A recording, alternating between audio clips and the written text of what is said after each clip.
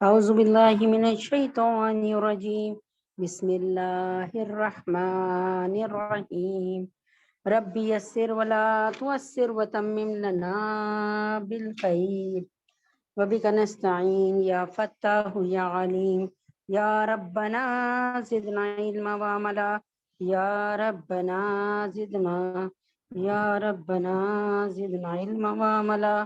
رب اغفر وارحم وانت خیر الراحمین رب اغفر وارحم وانت خیر الراحمین اللہم انت السلام ومنک السلام تبارکت یا ذا الجلال والاکرام۔ بسم اللہ الرحمن الرحیم۔ اللہ رب العزت آپ سب کی جان میں، مال میں، اولاد میں برکت عطا فرمائے۔ اللہ تبارک تعالیٰ ہم سب پہ بھی رحم فرمائے۔ کچھ یہ ہوتا ہے کہ اذانوں کے اوقات کار ایسے ہو گئے ہیں کہ آپ نے دیکھا ہوگا بھی 3-4 منٹ 5 منٹ 6 منٹ پہلے اذان ہوئی تو اس میں نماز کو پڑھنا اور آنا ذرا تھوڑا سا چیلنج والی بات ہے، لیکن الحمدللہ رب العالمین، اللہ کا لاکھ لاکھ شکر ہے الحمدللہ کہ اللہ تبارک تعالیٰ نے اس کو آسان فرما دیا الحمدللہ۔ تو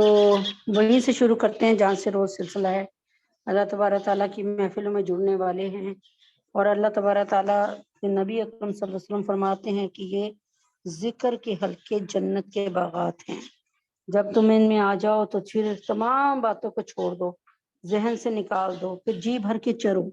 یعنی جی بھر کے اللہ کا کلام سنو، اللہ کے نبی کی شریعت کو سیکھو، اور اس پر عمل کی نیت سے، اس کو آگے پھیلانے کی نیت سے سیکھو، تو اللہ تبارک تعالیٰ جو ہے تمہارا حامی و ناصر ہے۔ اللہ تبارک تعالیٰ جو ہے تمہارے اس عمل کو کبھی ضائع نہیں کریں گے انشاءاللہ۔ تو جہاں سے ہم نے اس کو چھوڑا تھا، اپنی فضائل اعمال کی محفل کو، ادھر ہی سے ہم دوبارہ سے اس کو جاری و ساری کرتے ہیں۔ امید ہے کہ آپ لوگوں کو سمجھ آ رہی ہوگی، اور یہ بھی امید ہے کہ آپ لوگ پیپر بھی دے رہے ہوں گے، اور اللہ کے حکم سے اللہ تبارک تعالیٰ کے اس کام میں، یعنی ختم نبوت کے کام میں بھی جڑ رہے ہوں گے انشاءاللہ۔ اللہ تبارک تعالیٰ جو ہے اگر ہاں میں ہے تو بہت اچھے، نہ میں ہے تو پھر تھوڑی سی تیاری کر لیں، کیونکہ وقت تو بہت تیزی سے جا رہا ہے، اور اگر ہم نے وقت کی قدر نہ کی تو پھر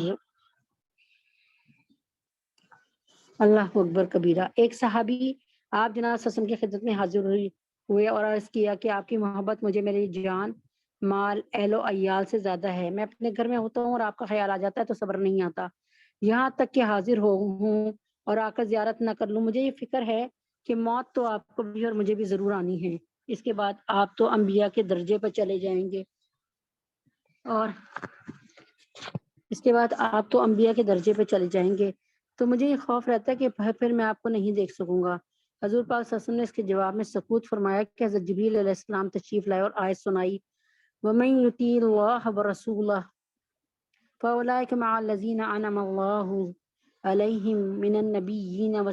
وَالصِّدِّیقِینَ وَالشُّہَدَاءِ وَالصَّالِحِینَ وَحَسُنَ أُولَٰئِکَ رَفِیقًا ذَلِکَ الْفَضْلُ من اللہ وکفیٰ باللہ علیما۔ جو شخص اللہ اور رسول کا کہنا مان لے گا تو ایسے اشخاص بھی جنت میں ان حضرات کے ساتھ ہوں گے جن پہ اللہ نے انعام فرمایا، یعنی انبیاء اور صدیقین اور شہداء اور صلحاء، اور یہ حضرات بہت اچھے رفیق ہیں، اور ان کے ساتھ رفاقت محض اللہ کا فضل ہے۔ اللہ تعالیٰ خوب جاننے والے ہیں، ہر ایک کے عمل کو اچھی طرح سے جانتے ہیں۔ اس قسم کے واقعات بہت سے صحابہ کو پیش آئے اور آنا ضروری تھے۔ حضور پاک صلی اللہ علیہ وسلم نے جواب میں یہی آیت سنائی، چنانچہ ایک صحابی اور رضوان رضی اللہ تعالیٰ عنہ حاضر ہوئے اور عرض کیا، یا رسول اللہ، مجھے آپ سے ایسی محبت ہے جیسے جب خیال آ جاتا کہ اگر اس وقت میں آ کر زیارت نہ کر لوں تو مجھے غالب گمان ہے کہ میری جان ہی نکل جائے گی، مگر مجھے یہ خیال آتا ہے کہ اگر میں جنت میں داخل ہو بھی گیا تب بھی آپ سے تو نیچے درجے میں ہی ہوں گا، مجھے تو جنت بھی آپ کی زیارت کے بغیر، یعنی مجھے تو جنت میں بھی آپ کی زیارت کے بغیر بڑی مشقت ہوگی۔ آپ نے یہی آیت سنائی، اور ایک اور حدیث میں آئے کہ ایک انصاری رضی اللہ تعالیٰ عنہ حاضر خدمت ہوئے اور نہایت غمگین تھے۔ حضور پاک صلی اللہ علیہ وسلم نے فرمایا غمگین کیوں ہو؟ عرض کیا یا رسول اللہ ایک سوچ میں ہوں۔ آپ نے دریافت فرمایا کیا سوچ رکھتے ہو؟ عرض کیا یا رسول اللہ ہم صبح شام حاضر خدمت ہوتے ہیں، آپ کی زیارت سے محظوظ ہوتے ہیں، آپ کی خدمت میں بیٹھتے ہیں، کل کو آپ تو انبیاء کے درجے پہ پہنچ جائیں گے، ہماری وہاں تک تو رسائی نہیں ہوگی۔ حضور پاک صلی اللہ علیہ وسلم نے سکوت فرمایا، اور جب یہ آیت نازل ہوئی تو حضور پاک صلی اللہ علیہ وسلم نے ان انصاری کو بھی بلایا اور اس کی بشارت دی۔ ایک حدیث میں آیا کہ بہت سے صحابہ نے اشکال کیا، یعنی یہ ایک مسئلہ اٹھایا، حضور پاک صلی اللہ علیہ وسلم نے یہ آیت ان کو سنائی۔ ایک حدیث میں صحابہ نے عرض کیا یا رسول اللہ یہ تو ظاہر ہے کہ نبی کو امتی پر فضیلت ہے اور جنت میں اس کے درجے اونچے ہوں گے، تو پھر اکٹھے ہونے کی کیا صورت ہوگی، یعنی میں اور آپ اکٹھے ہو جائیں کیا صورت ہوگی؟ حضور پاک صلی اللہ علیہ وسلم نے ارشاد فرمایا اوپر کے درجے والے نیچے کے درجے والوں کے پاس آئیں گے اور ان کے پاس بیٹھیں گے اور بات چیت کریں گے۔ حضور پاک صلی اللہ علیہ وسلم کا ارشاد سن کے مجھ سے بہت محبت کرنے والے بعض ایسے لوگ ہوں گے جو میرے بعد پیدا ہوں گے۔ حضور پاک صلی اللہ علیہ وسلم کا ارشاد ہے کہ مجھ سے بہت محبت کرنے والے بعض ایسے لوگ بھی ہوں گے جو میرے بعد پیدا ہوں گے، اور ان کی یہ تمنا ہوگی کاش اپنے اہل و عیال اور مال کے بدلے وہ مجھے دیکھ لیتے۔ یہ آپ لوگوں کے لیے اللہ تعالیٰ کے نبی کی یہ والی محبت کا اظہار آپ سب کے لیے ہے۔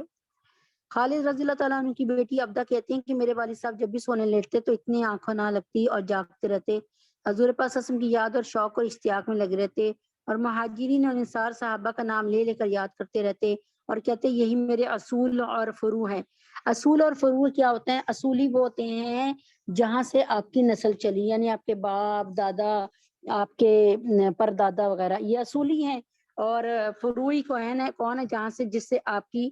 نسل چلی، یعنی جو آپ کے بیٹے پوتے پوتیاں، یہ فروعی ہیں، ٹھیک ہے نا، اس کو یاد رکھیں۔ تو فرمایا کہ یہی میرے اصول و فروع ہیں، یعنی بڑے اور چھوٹے یہی ہیں، یعنی نبی پاک صلی اللہ علیہ وسلم اور صحابہ ہی میرے اصول اور فروع ہیں، اور ان کی طرف میرا دل کھینچا جا رہا ہے، یا اللہ مجھے جلدی موت دے دے کہ ان لوگوں سے جا کر ملوں، اور یہی کہتے کہتے سو جاتے۔ تو امید ہے کہ یہ بات یہ تو ابھی جاری و ساری رہے گا، صحابہ کا عشق نبی اکرم صلی اللہ علیہ وآلہ وسلم کے ساتھ۔ تو آگے چلتے ہیں انشاءاللہ، تھوڑا تھوڑا ہی یہ صحابہ کا عشق پڑھنا ہے اور اس کو دل میں بسانا ہے، کیونکہ ہمارے پاس 1 گھنٹے کی اور 1.25 گھنٹے کی میٹنگ ہے، اور اس میں ہم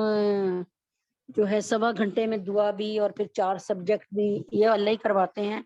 بلکہ اگر اب دیکھا جائے تو 4 سبجیکٹ سے زیادہ ہی ہو جاتے ہیں، تو یہ اللہ تعالیٰ ہی کا کرم ہے اور یہ ان کا اللہ کا فضل ہے۔ اعوذ باللہ من الشیطان الرجیم، بسم اللہ الرحمن الرحیم۔ رشتہ جو نہ قائم ہو محمد سے وفا کا، رشتہ جو نہ قائم ہو محمد سے وفا کا، پھر جینا بھی برباد ہے مرنا بھی عقارت۔ بسم اللہ الرحمن الرحیم۔ وہ تمام اعمال جو نبی اکرم صلی اللہ علیہ وسلم نے کر کے دکھائے، کرنے کا حکم دیا، اور جس کو روز جاری ساری کیا، جس کو زندگی میں کبھی کبھی کیا، یا جس کو زندگی میں 1 دفعہ بھی کیا، وہ سنت اعمال ہیں۔ سنت کیا ہے؟ یعنی ہم نے حج تو کرنا ہی ہے، لیکن اس طریقے سے کرنا ہے جس سے نبی اکرم صلی اللہ علیہ وسلم نے کیا۔ ہم نے روزہ تو رکھنا ہی ہے، لیکن اس طریقے سے روزہ بند کرنا ہے، اس طریقے سے روزہ کھولنا ہے، اس طریقے سے روزے کی حالت میں رہنے ہیں جو نبی پاک صلی اللہ علیہ وسلم نے ہمیں بتایا۔ اللہ تعالیٰ کے حکموں کو نبی کے طریقے میں پورا کرنا، نبی پاک صلی اللہ علیہ وسلم کی پاکیزہ زندگی میں اللہ کے حکموں کو نبی پاک صلی اللہ علیہ وسلم کی پاکیزہ زندگی میں پورا کرنا۔ پاکیزہ زندگی سے مراد یہ ہے کہ بھئی حج کا طریقہ ہمیں کس نے بتایا؟ نبی اکرم صلی اللہ علیہ وسلم نے۔ میں نے آپ سے کہا تھا نا کہ محمد نہ ہوتے تو خدا بھی نہ ہوتے۔ اللہ تعالیٰ یعنی اب دیکھیں نا کتنے اس وقت بت پرست ایسے ہیں جن کو پتہ ہی نہیں کہ اللہ رب العزت ہیں۔ جب آپ جیسے نیک لوگ ان تک جائیں گے اور ان کو اللہ کا پتہ بتائیں گے تو پتہ چلے گا نا کہ واقعی اللہ ہیں، اور اللہ کے تعالیٰ کی تمام کے تمام کشف و کرامات اور اللہ تعالیٰ کی صفات اور اللہ تعالیٰ کی ذات کو بیان کریں گے تو تو نبی اکرم صلی اللہ علیہ وسلم نے آ کر، نبی پاک صلی اللہ علیہ وسلم نے آ کر، نبی پاک صلی اللہ علیہ وسلم نے آ کر ہمیں اللہ تبارک تعالیٰ کے جو ہے وہ اللہ تبارک تعالیٰ کے دین سے روشناس فرمایا، اور ہمیں بتایا کہ اس دنیا میں خالق مالک رازق اللہ ہیں، اور اللہ تبارک تعالیٰ سے سب کچھ ہونے کا یقین دلوں میں لانے کے لیے اور اللہ تعالیٰ کی پہچان کرانے کے لیے اللہ تعالیٰ نے ہمیں نبی اکرم صلی اللہ علیہ وسلم کو ہمارے پاس بھیجا، اور نبی پاک صلی اللہ علیہ وسلم نے اپنے کام جان اور دل سے کیا اور خوب کیا۔ ہم یہ نہیں کہہ سکتے کہ اس کام میں کہیں تھوڑی بہت کمی ہوئی، نہیں، ایسے نہیں۔ تو نبی اکرم صلی اللہ علیہ وسلم کے طریقے میں کام کو کرنا، بھائی شرٹ تو پہننی ہے، قمیص تو پہننی ہے، تو سب سے پہلے دایاں بازو قمیص کے دایاں آستین میں ڈال دیں، پھر بایاں بازو قمیص کی بائیں آستین میں ڈال دیں، پھر گلا پہن لیں، اور اتارنا ہے تو پھر پہلے سب سے پہلے گلا اتاریں، پھر بائیں بازو کا جو کام آپ نے پہلے نمبر پہ کیا تھا وہ آخری پہ، جو دوسرے پہ تھا وہ دوسرے پہ رہے گا، اور جو تیسرے پہ تھا وہ پہلے نمبر پہ آ جائے گا۔ اور اس کے بعد آپ نے شلوار تو پہننی ہی ہے، روزانہ ہی پہنتے ہیں، روزانہ ہی اتارتے ہیں، تو سب سے پہلے شلوار کا جو دائیں ٹانگ، دائیں یعنی رائٹ سائڈ کی ٹانگ دائیں پائنچے میں ڈالنی ہے، اور بائیں جو ٹانگ ہے، لیفٹ جو ٹانگ ہے وہ آپ نے بائیں اس میں ڈالنی ہے پائنچے میں، اس طریقے سے پہننا ہے۔ اور جب اتارنا ہے تو پھر الٹا کر لیں، یعنی پہلے بایاں اتاریں اور پھر دایاں اتاریں، ٹھیک ہے۔ جوتا تو آپ نے پہننا ہی ہے، تو جوتے کو الٹے ہاتھ سے انگوٹھے سے اور انگوٹھے کے ساتھ کی ایک آدھ انگلی میں لگا کے نا اچھی طرح جھاڑ لیں، اور اس کے بعد دایاں پیر اپنا دایاں پاؤں جوتے کے دائیں جوتے میں ڈالیں، اور پھر اپنا بایاں پاؤں بائیں جوتے میں ڈالیں۔ جب اتارنا ہے تو پھر بایاں اتاریں اور پھر دایاں اتاریں۔ جوتے کو ہمیشہ جھٹک کے پہنے۔ اللہ تعالیٰ کے نبی اکرم صلی اللہ علیہ وسلم ایک جگہ بیٹھے تھے، انہوں نے اپنے موزوں کو اتارا، تو غالباً وضو کرنے کے لیے یا کہیں بھی، یا ایسی انسان کو بعض دفعہ گرمی لگتی ہے تو انسان موزے اتار دیتا ہے، تو ایک کوا آیا اور نبی اکرم صلی اللہ علیہ وسلم کا وہ ایک موزہ ہے نا اٹھایا اور لے گئے۔ اب نبی پاک صلی اللہ علیہ وسلم کبے کو دیکھ رہے ہیں کہ وہ بہت دور تک اڑتا گیا، پھر نبی پاک صلی اللہ علیہ وسلم کے بالکل سامنے آ کے نا اس نے ان کے جراب کو، ان کے موزے کو چھوڑ دیا۔ جب وہ جراب یا موزہ نبی پاک صلی اللہ علیہ وسلم کے سامنے آ کر گرا تو اس میں کیا دیکھا، اس میں نا چھوٹا سا سانپ کا بچہ تھا، ٹھیک ہے نا۔ اب نبی اکرم صلی اللہ علیہ وآلہ وسلم ان کو پہن لیتے تو پھر کیا ہوتا بتائیے، تو پھر ظاہر ہے وہ تکلیف دیتا۔ تو پھر اللہ تعالیٰ کے نبی کو حضرت جبریل امین نے فرمایا کہ ہر چیز کو جھٹک کر، کپڑا پہنو تو جھٹک کر پہن لو، ٹھیک ہے، جوتا پہنو تو جھٹک کر پہن لو، صاف یعنی اسے جھاڑ کر پہن لو، جھٹک کر پہن لو۔ رات کو سونے لگو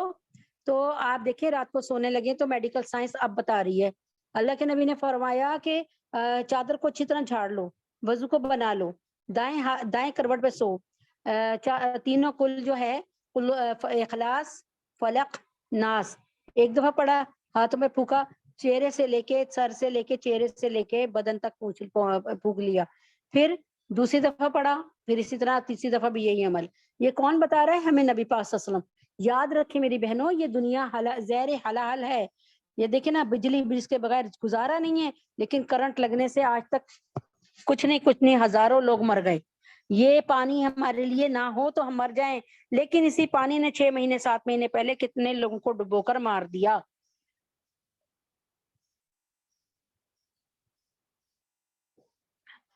یہ کیا کہتے ہیں، آگ ہمارے لیے کتنی ضروری ہے۔ کھانا نہیں پکا جی، آج گیس نہیں آ رہی تھی، ماچس نہیں تھی، کھانا نہیں پکا، اور یہی آگ لگنے سے پورے گھر تباہ ہو جاتے ہیں، پورے کتنے لوگ آگ سے جلنے کی وجہ سے۔ میری اپنی کزن کا انتقال جو ہے کوئی 7-8 مہینے پہلے، اب پتہ نہیں سال ہونے والا ہوگا، کراچی میں جل کے مر گئی وہ۔ تو میں آپ کو بتا رہی ہوں، یہاں پہ سننے والوں میں بھی ایک جوڑا جس کی شادی ہوئی ہے، اور وہ شاید بیٹھی ہوئی ہوں، ہماری ایک باجی، اور ان کے خاندان میں کسی کی شادی ہوئی، اور میاں بیوی نے رات کو پتہ نہیں گیس کی کھلی چھوڑ دی یا کیا ہوا، کیسے آگ لگی، اور اس کے بعد جو ہے وہ دونوں میاں بیوی جن کا میں نے سنا تھا کہ دونوں کا انتقال ہو گیا۔ تو اب یہ گیس جس کے بغیر، یہ آگ جس کے بغیر گھر کا کام کچھ نہیں ہو رہا، پکا کچھ نہیں، چائے نہیں پی، آج یہ گیس نہیں تھی، کھانا نہیں پکا جی، گیس نہیں تھی، روٹی نہیں بنی، یہی جان، یعنی یہ دنیا پوری۔ اب یہی گاڑی جو آپ کا ایک چھوٹا سا کمرہ ہے جس میں آپ سو بھی رہے ہیں، اٹھ بھی رہے ہیں، اس میں آپ مزے سے چیزیں بھی کھا رہے ہیں اور گھوم پھر بھی رہے ہیں، اس میں موبائل پہ بھی بات کر رہے ہیں، اس میں ٹیک لگا کے بھی آرام سے لیئر ٹائم گزار رہے ہیں اپنا، لیکن یہی گاڑی کا خدا نہ خواستہ ایکسیڈنٹ ہو تو جانے لے لیتے ہیں۔ تو اللہ تبارک تعالیٰ سے یہ سب کچھ اگر ہم سب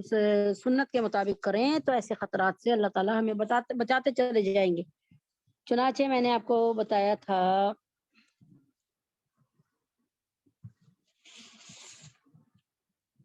اچھا جی، اب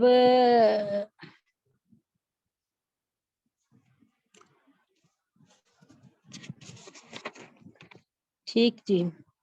اب میں نے بتایا تھا جب کسی کے یہاں دعوت کھائے تو یہ پڑھے کہ اللہم اتم من اتمنی وس کی من سقانی، اے اللہ جس نے مجھے کھلایا تو اسے کھلا، جس نے مجھے پلایا اسے تو پلا۔ آگے نیز کھلانے والے کو مخاطب کر کے، جنہوں نے پکا کر کھلایا نا، جو انہوں نے گھر بلایا دعوت کی ہے، ان سے کہ افطر عندکم الصائمون واکل طعامکم الابرار وصلت علیکم الملائکہ، تمہارے پاس روزہ دار افطار کریں اور نیک بندے تمہارا کھانا کھائیں اور فرشتے تم پر رحمت بھیجیں۔ یہ آپ میں اپنے میزبان کو بلا کے اس کو دعا دیں کہ افطر عندکم الصائمون، تمہارے پاس روزہ دار افطار کرے، روزے کو افطار کروانے والے کو بہت ثواب ہے نا۔ جس نے کسی روزے دار کو ایک پانی کا گھونٹ یا ایک لسی کا گھونٹ پلا دیا، اسے قیامت والے دن اللہ حشر کی گرمی سے بچا لیں گے، حشر کی پیاس سے بچا لیں گے۔ وَأَقَلَ طَعَامَكُمُ الْأَبْرَارَ، اور نیک بندے تمہارا کھانا کھائیں۔ اللہ تعالیٰ کے نبی فرماتے ہیں متقی تمہارا کھانا کھائیں۔ وَصَلَّتْ عَلَيْكُمُ الْمَلَائِكَةُ، اور فرشتے تم پر رحمت بھیجیں۔ جب میزبان کے گھر سے چلنے لگے، یعنی میزبان کے گھر سے چلنے لگے، رخصت ہونے لگے، کہیں اللہم بارک لہم فیما رزقتہم واغفر لہم وارحمہم، اے اللہ ان کے رزق میں برکت دے، ان کو بخش دے، ان پر رحم فرما دے۔ اب دیکھیں مہمان کے ہاں یہاں پر میں ایک بات بتا دوں کہ ایک دفعہ ایک آدمی نے آ کے نبی پاک صلی اللہ علیہ وسلم سے فرمایا کہ میں آپ کے گھر میں آپ کا مطلب مذہب تو کر لوں، یعنی ایمان تو لیا ہوں، میں مسلمان تو ہو جاؤں، پر آپ لوگ بہت میزبانوں کو میزبان یعنی آپ لوگ بہت جو ہے نا مہمان آپ کے گھر بہت آتے ہیں، آپ لوگ بہت، یعنی اب نبی پاک صلی اللہ علیہ وسلم یہی کہتے تھے نا کہ بھائی اس کو تم لے جاؤ، اس کی تم میزبانی کرو۔ جب مہمان آتے تھے کئی دور دور سے لوگ آتے تھے، لشکر کے لشکر آتے تھے، یعنی جب قبیلے آتے تھے تو اللہ کے نبی ظاہر ہے کہاں سے بیچارے کھلاتے، انہوں نے پھر بانٹ دینے ہوتے تھے۔ تو اللہ کے نبی نے فرمایا تم ایمان لے آؤ، میں تمہیں کبھی تمہارے مہمان نہیں بھیجوں گا تمہارے گھر، ٹھیک ہے؟ اللہ کبھی پیشی کا معاف کرے، ایسے سنا تھا وہ بیان کر رہی ہوں میں آپ سے، کوئی حدیث بیان نہیں کر رہی۔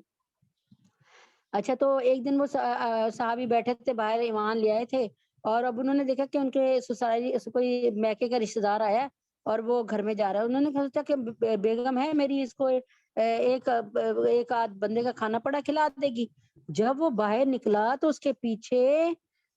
پیچھے جو ہے کیا کہتے ہیں 7 اور مہمان نکلے اور 100 اور لوگ نکلے۔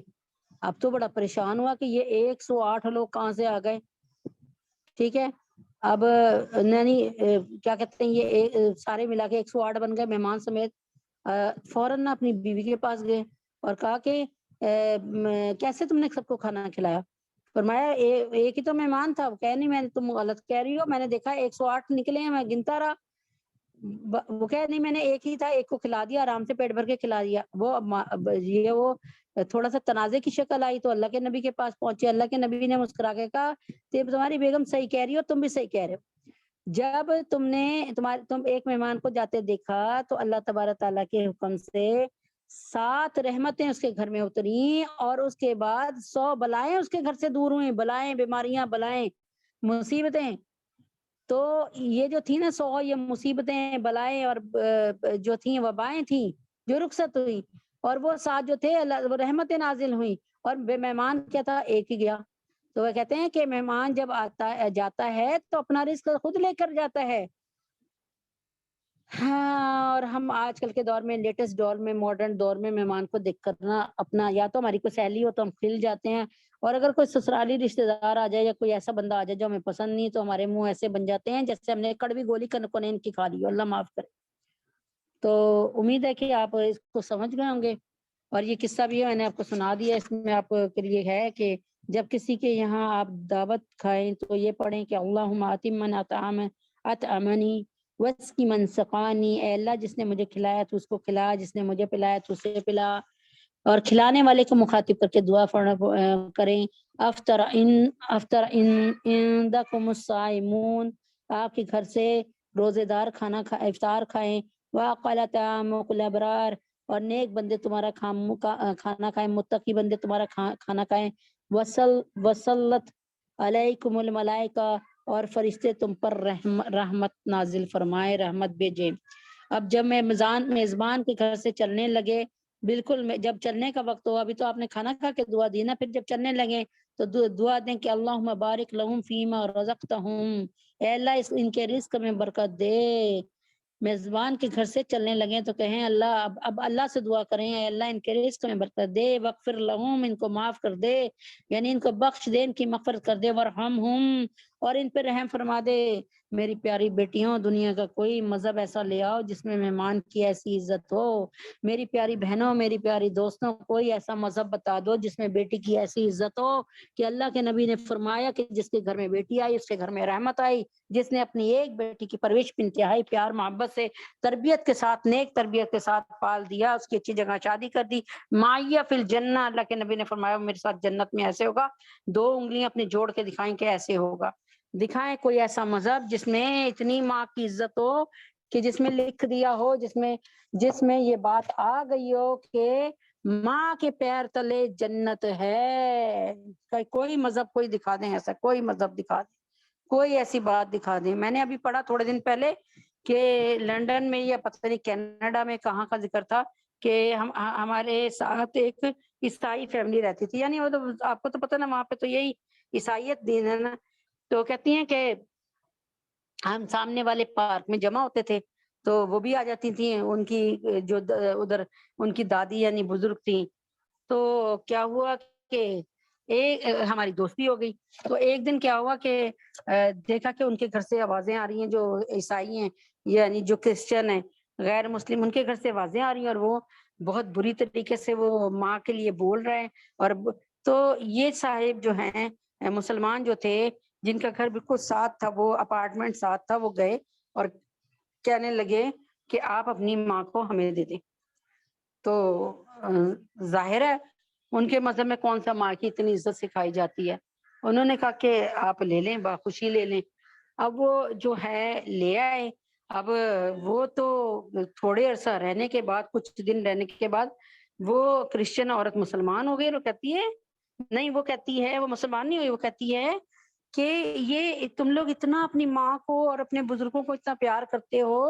میں تو حیران ہوں، ہمارے یہاں تو کوئی ایسا نہیں کرتا۔ تو انہوں نے پھر بتایا کہ ہمارے تو مذہب میں اللہ کے نبی اکرم صلی اللہ علیہ وسلم نے اپنی ماں کی اتنی عزت کی، اتنی عزت کی، اور اپنی رضائی ماں کی اتنی عزت کرتے تھے کہ اگر رضائی ماں کو آتا دیکھ لیتے تھے، دھول اڑتی دیکھتے تھے، اس وقت آپ کو پتا کچے فرش تھے، جب گھوڑے یا سواری چلتی تھی تو بٹی اڑتی تھی، تو اللہ کے نبی کو جب شک بھی پڑ جاتا تھا کہ میری ماں حلیمہ سعدیہ آ رہی ہیں، تو اللہ کے نبی انتظار نہیں کرتے تھے، دوڑ کر جاتے تھے، ان کی سواری کی نکیل پکڑتے تھے، اور پھر اپنی وہ چادر جس کو ہم کہتے ہیں نا کہ اللہ تعالیٰ کے ہاں بہت معتبر ہے ان کی رضا، اس چادر کی بڑی عظمت ہے، اس کے لیے میں کیا آپ کو بتاؤں، وہ الگ الگ موضوع ہے۔ وہ وہاں پر لاتے تھے اپنے جہاں ان کو ٹھہرانا ہوتا تھا، اور وہاں پر اپنی چادر بچھا کر اپنی ماں کو نیچے اتارتے تھے، یعنی بتا دیا دنیا کو نبی پاک صلی اللہ علیہ وسلم نے کہ اگر میری ماں زندہ ہوتی، عشاء کی نماز پڑھا رہا ہوتا با جماعت، اور میری ماں کہتی محمد، تو پھر کیا ہوتا، میں نماز چھوڑ کر، میں نماز یعنی فرض نماز، عشاء کی نماز، جماعت کی نماز چھوڑ کے اماں کے پاس جا کے کہتا اماں جی حاضر ہوں، کیا ہے حکم بتائیے۔ تو میری پیاری بچیوں، ایسا مذہب لا کے دکھاؤ، قدر کر لو زندگی میں، بعد مرنے کی اگر قدر ہوئی تو کیا ہوئی، کی میرے قتل کے بعد اس نے جفا سے توبہ کی، میرے قتل کے بعد اس نے جفا سے توبہ، ہائے اس زود پشیماں کا پشیماں ہونا۔ سمجھ آ رہی ہے نا، کی میرے قتل کے بعد اس نے جفا سے توبہ، ہائے اس زود پشیماں کا پشیماں ہونا۔ اس کا مطلب ہے کہ اگر ایک بندے نے مجھے قتل کرنے کے بعد توبہ کی تو ہائے زود پشیماں کا، یہ تنزیہ کہہ رہے ہیں کہ بڑی جلدی اس کو جو ہے، بڑی جلدی اس کو پشیمانی ہوئی، بڑی جلدی اس کو شرمندگی ہوئی ایک جان لینے کے بعد۔ تو کہنے کا کیا مقصد ہے کہ بھائی ابھی سمجھ لو، وقت کم ہے، مقابلہ سخت ہے، اعوذ باللہ من الشیطان الرجیم، بسم اللہ الرحمن الرحیم۔ ہمارا 21واں پارہ، 21ویں پارے کی آخری صورت سورۃ الاحزاب جاری و ساری ہے۔ الحمدللہ آپ سب سے ریکویسٹ ہے ہاتھ جوڑ کر کہ چھوٹا سا پیپر آتا ہے، یقین کریں میں سمجھتی ہوں کہ کوئی 6 کلاس کی بچی کو بھی اگر تھوڑا سا آدھا گھنٹہ بیٹھ کے پڑھایا جائے نا، وہ بھی پیپر دے دے یس اور نو یس اور نو۔ میرے خیال میں 11 سوال ہوتے ہیں، اس میں سے ورڈ میننگ ہوتے ہیں کچھ 6-7، اور اس کے بعد 11 سوال میں سب میں ٹک کراس ٹک کراس ٹک کراس، اور ایک میرے خیال میں آخر ہوتا ہے کہ یہ جو آپ نے صورتیں پڑھی اس کا ترجمہ لکھ دیں، بس ختم بات۔ اب یہ اتنے ہلکے ہلکے کوشچن ہیں، خدا کے واسطے آپ لوگوں کو برا لگتا ہوگا کہ میں پیچھے پڑی ہوں،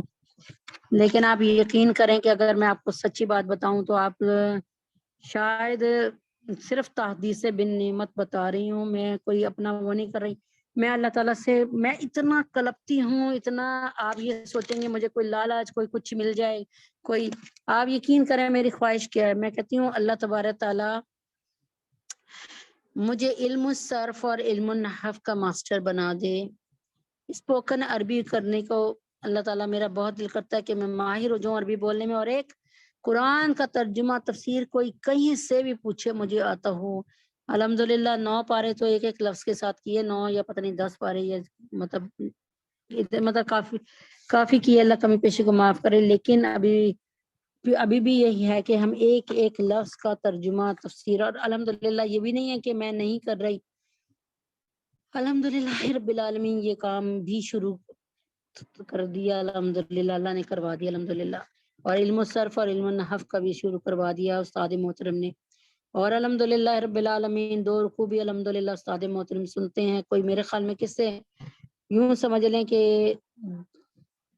2-3 سال تو پکے ہو گئے ہمیں، ٹھیک ہے۔ تو میرا کہنے کا یہ مقصد ہے کہ وقت کی اہمیت پہچان لیں، کچھ نہ کچھ کر جائیں، تاکہ ہم جب ہمارے مرنے کا وقت قریب ہو تو ہمیں کچھ اندازہ ہو جائے کہ بھائی ہم خالی ہاتھ نہیں جا رہے، کچھ لے کے جا رہے ہیں۔ بسم اللہ الرحمن الرحیم۔ یا ایھا الذین آمنوا اذکروا نعمت اللہ علیکم اذ جاءتکم جنود فارسلنا علیہم ریحا وجنودا لم تروها وکان اللہ بما تعملون بصیرا اذ جاءوکم من فوقکم ومن اسفل منکم وَإِذْ زَاغَتِ الْأَبْصَارُ وَبَلَغَتِ الْقُلُوبُ الْحَنَاجِرَ وَتَظُنُّونَ بِاللَّهِ الظُّنُونَ۔ یا ایھا الذین آمنوا، اے ایمان والوں، اذکروا ذکر کرو، یاد کرو، اور اللہ کی نعمتوں کو علیکم جو کہ اللہ نے آپ پر کی، اس جاتکم جب تمہارے پاس آگے جنود لشکر کے لشکر، یعنی تم پر دشمنوں کے لشکر چڑھ دوڑے، تو اللہ کی اس نعمت کو یاد کرو کہ اللہ نے تمہاری کیسی مدد کی۔ فارسلنا، پھر ہم نے بھیجا، اللہ تعالیٰ پھر بتاتے ہیں ہم نے بھیجا، علیہم اس لشکر پر، دشمنوں کے لشکر پر، ریحن ٹھنڈی ہوا، ٹھیک ہے، آندھی کو ریحن آندھی کو کہتے ہیں، سوری ٹھنڈی ہوا کو نہیں کہتے، ٹھنڈی ہوا تو باد نسیم ہوتی ہے، سوری۔ اچھا جی، کیا کہتے ہیں، ریحن آندھی کو بھیجا، و جنود لم تروہا، اور جو تم، اور پھر ایسے لشکر، ایسی فوج بھیجی جو تم کو دکھائی نہ دیتی تھی، وکان اللہ بما تعملون بصیرا، اور اللہ تعالیٰ وکانا اور ہے اللہ تعملون جو تم کرتے ہو بصیرا ان چیزوں کو دیکھنے والا۔ اس جاؤکم جب تمہارے پاس، اس جاؤکم من فوقکم ومن اسفل، اور جب آئے تم پر، یعنی جب تم پر آئے، یعنی وہ لشکر تم پر چڑھ دوڑے، من فوقکم تمہارے اوپر سے، ومن اسفلا تمہارے نیچے سے، منکم یعنی منکم تمہارے، وَإِذْ زَاغَتِ الْأَبْصَارُ اور جب آنکھیں کھلی کے کھلی رہ گئیں، وَبَلَغَتِ الْقُلُوبُ اور کلیجے منہ کو آنے لگے، پھٹنے لگے، قلوب الحناجرہ تو کلیجے منہ کو آنے لگے، وَتَظُنُّونَ بِاللَّهِ الظُّنُونَ تو تم گمان، اور تم گمان کرتے تھے اللہ کے بارے میں بہت سے گمان۔ تو انشاءاللہ تعالی یہ میں پڑھ کے بتا ہی رہی ہوں کہ ہوا کیا تھا۔ میں نے بتایا نا، ایک طرف سے تو سارے کے سارے کفار مکہ جن کو بنو قریظہ وغیرہ نے بنو قریظہ کے نے نبی اکرم صلی اللہ علیہ وسلم کے ساتھ، میں نے بتایا تھا نا کہ ایک نبی پاک صلی اللہ علیہ وسلم کا تمام یہودیوں سے ایک ایگریمنٹ ہوا تھا کہ کوئی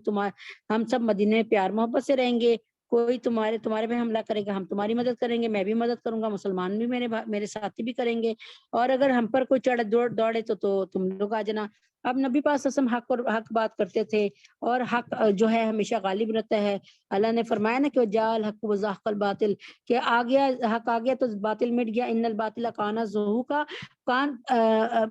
باطل تو ہوتا ہی مٹنے کے لیے، باطل تو ہوتا ہی تباہ ہونے کے لیے۔ تو پھر کیا ہوا کہ انہوں نے جب دیکھا نا نبی پاک صلی اللہ علیہ وسلم کا اتنا اثر رسوخ ہو گیا، اتنے اوس و خزرج جو پہلے ہمارا ساتھ دیتے تھے اور ہم سے آ کر سارے معاملات پوچھتے تھے اسلام کے بارے میں، یعنی اپنے کوئی مسئلہ آ جاتا تھا تو اس شریعت کے بارے میں ہم سے پوچھتے تھے، اب نبی پاک صلی اللہ علیہ وسلم کے پاس جاتے ہیں اور نبی پاک صلی اللہ علیہ وسلم کی محبت میں وہ جو ہیں ان پہ نثار ہو رہے ہیں۔ تو پھر کیا ہوا کہ بنو نذیر نے جو ہے نا کہ نبی پاک صلی اللہ علیہ وسلم کے عہد کو توڑا، یعنی وہی جو عہد میں نے آپ کو بتایا، اور نبی پاک صلی اللہ علیہ وسلم کو شہید کرنے کی سازش بھی کی۔ چنانچہ اللہ تعالیٰ کے نبی نے فرمایا کہ اگر 10 دن کے اندر اندر تم نے مدینہ نہ چھوڑا نا، اللہ تعالیٰ کے حکم سے کہا کہ اگر نہ چھوڑا نا تو پھر ہم جانے ہمارا کام۔ تو عبداللہ بن ابی جو کہ رئیس المنافقین تھا، اس نے کہا نبی پاک صلی اللہ علیہ وسلم تمہارا کچھ نہیں کر سکتے، تو تم نہ ایسا کرو کہ کھلے عام کہہ دو کہ ہمارا کوئی ایگریمنٹ نہیں ہے آپ سے۔ اور نبی پاک صلی اللہ علیہ وسلم جاتے ہوئے نا مدینے میں سے سارے مردوں کو تو لے گئے تھے، اب کون تھے جو جتنے بھی عورتیں اور بچے تھے نا وہ بنو قریظہ کے قریب جگہ جو بستی تھی نا، جو شہر اور گاؤں تھا ادھر، یعنی جو آبادی تھی وہاں چھوڑ گئے تھے کہ بنو قریظہ کے ساتھ تو ہمارا ایگریمنٹ ہے، یہ ہمارا ساتھ دیں گے۔ لیکن کفار مکہ نے ان کو بھی ورگلا کے کہا کہ تم نا نبی پاک صلی اللہ علیہ وسلم کی اس وقت خلاف ہو جاؤ، اور ان کی عورتیں اور بچے جو ہے نا، اللہ کے نبی اکرم صلی اللہ علیہ وسلم کو پتہ چل گیا کہ اب ہماری عورتیں اور بچے بھی محفوظ نہیں ہیں کیونکہ بنو قریظہ جو ہیں وہ ان کے ساتھ مل گئے ہیں۔ تو اب کیا ہوا کہ اب یہ کیا ہوا کہ میں نے آپ کو بتایا نا کہ نبی پاک صلی اللہ علیہ وسلم اس معاملے سے بھی بے خبر نہ تھے، اور آپ کو بر وقت اس کی اطلاع مل گئی، اور آپ نے فوراً انصار کے چند سرداروں کو بنو قریظہ کے پاس تحقیقی حال اور فہمائش کے لیے بھیجا، یعنی پوچھنے کے لیے بھیجا کہ ہاں یہ سچ ہے کہ کہیں بنو قریظہ ہم سے پلٹ گئے ہیں۔ یہ حضرات وہاں پہنچے تو بنو قریظہ کو پوری خباثت پر آمادہ پایا، اور انہوں نے برملا ان انصار سرداروں سے کہہ دیا، بغیر کسی روک ٹوک کے نا، بغیر کسی لحاظ سے کہہ دیا کہ ہمارے اور محمد صلی اللہ علیہ وسلم کے درمیان کوئی عہد و پیما ہی نہیں ہے، یعنی اب کوئی ایگریمنٹ نہیں رہا۔ یہ خبر بہت جلد مدینہ کے مسلمانوں میں پھیل گئی، اور ان کے اندر اس سے سخت اضطراب پیدا ہو گیا، گویا اب وہ دونوں طرف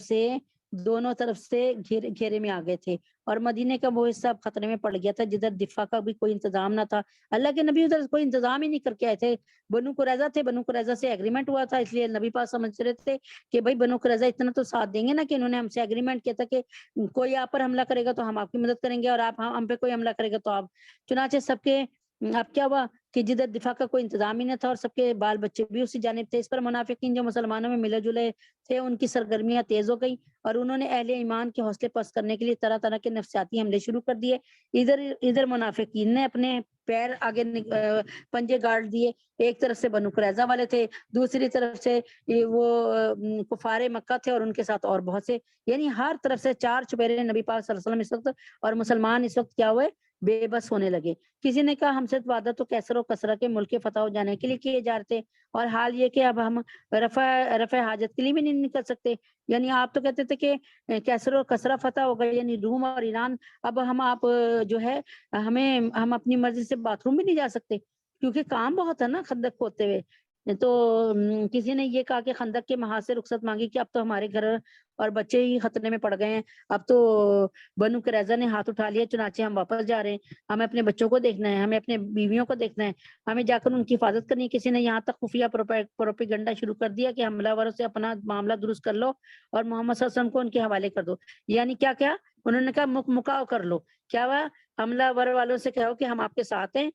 ظاہر اتنی فوج مسلمانوں کے خلاف تھی تو کہا کہ تم لوگ ساز باز کر لو اور کہو کہ ہم نبی پاک صلی اللہ علیہ وسلم کو اور مسلمانوں کو تمہارے حوالے کر دیتے ہیں، اور تم لیکن ہمارے ساتھ اچھا سلوک کرنا۔ یہ ایسی شدید آزمائش کا وقت تھا کہ صرف صادق اور محض اہل ایمان ہی تھے جو اس نازک اور کڑے وقت میں فدا کاری کے عزم پر ثابت قدم رہے، اور محاصرے کی وجہ سے مدینے میں سخت بے چینی پھیل گئی تھی۔ رسد کی قلت سے صحابہ رضوان اللہ تعالیٰ اجمعین پہ 3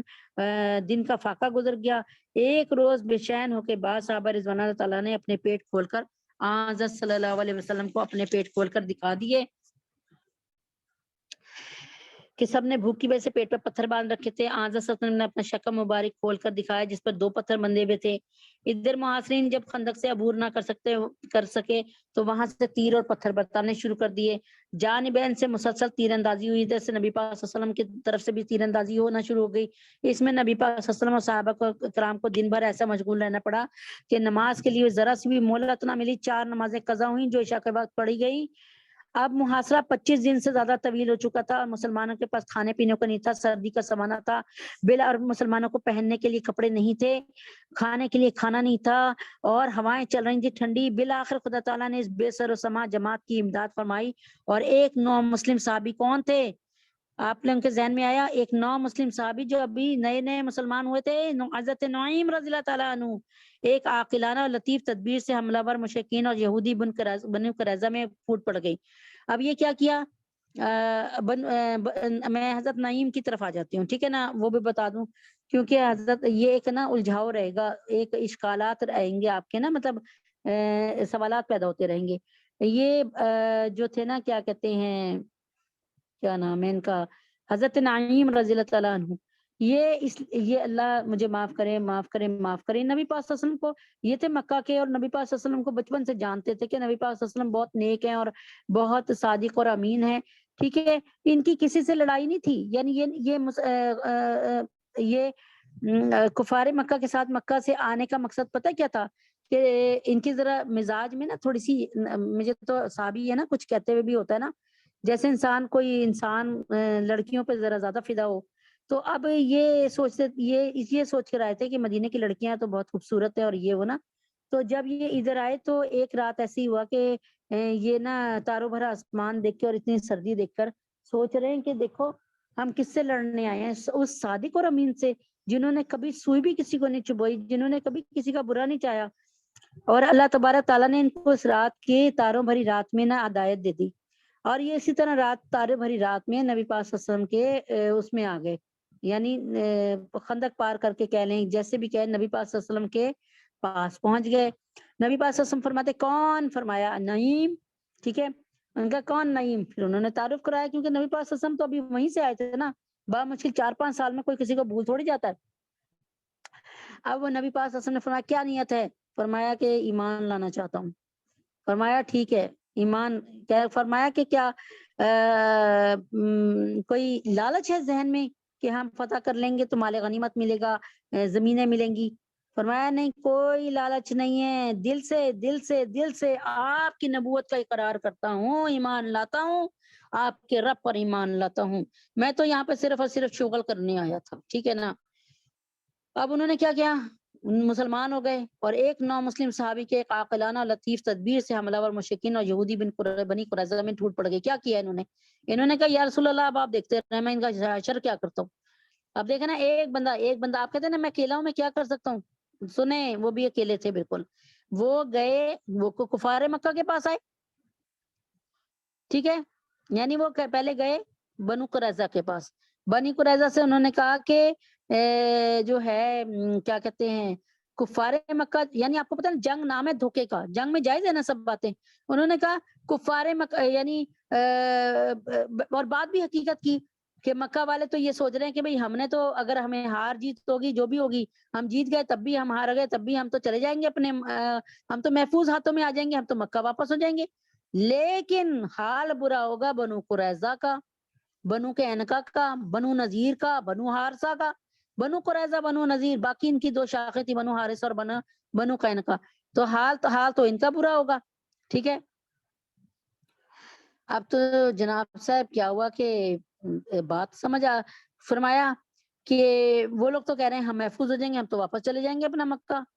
یہودی بنو قریظہ وغیرہ یہ بات سن کے کہ اچھا یہ ایسے کہہ رہے ہیں، یعنی ہمیں پھنسا کر خود تو چلے جائیں گے، انہوں نے کہا ایسی کی تیسی ہم ان کو پوچھتے ہیں، ٹھیک ہے،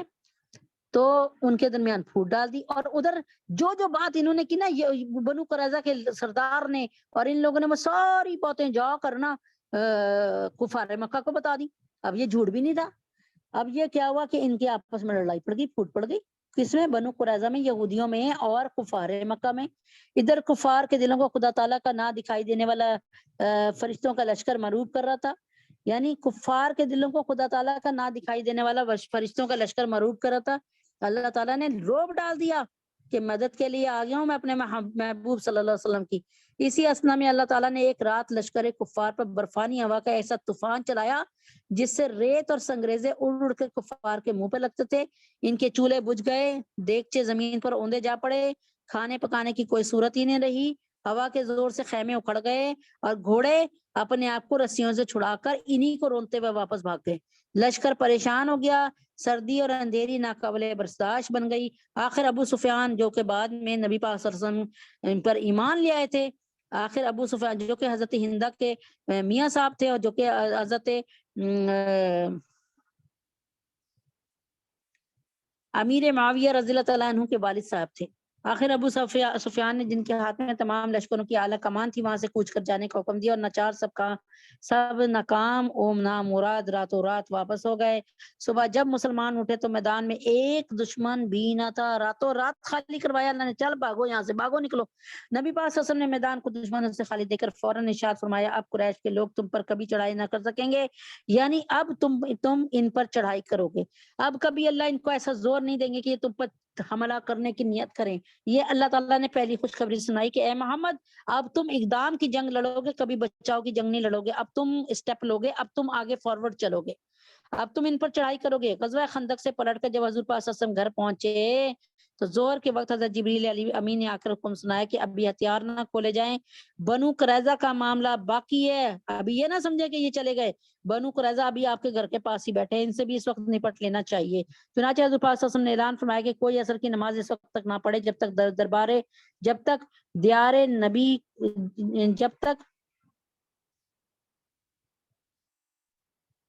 جب تک یعنی ہم سارے کے سارے بنو قریظہ پر نہ پہنچ جائیں۔ تو پھر کیا غزوہ احزاب کی اب جو کچھ تفصیلات ہیں نا وہ آگے آئیں گی، کیا ہوا کیا، وہ سب کے سب اللہ نے ایک فوٹو کھینچ دیا ہے، منظر کو بیان کیا۔ اب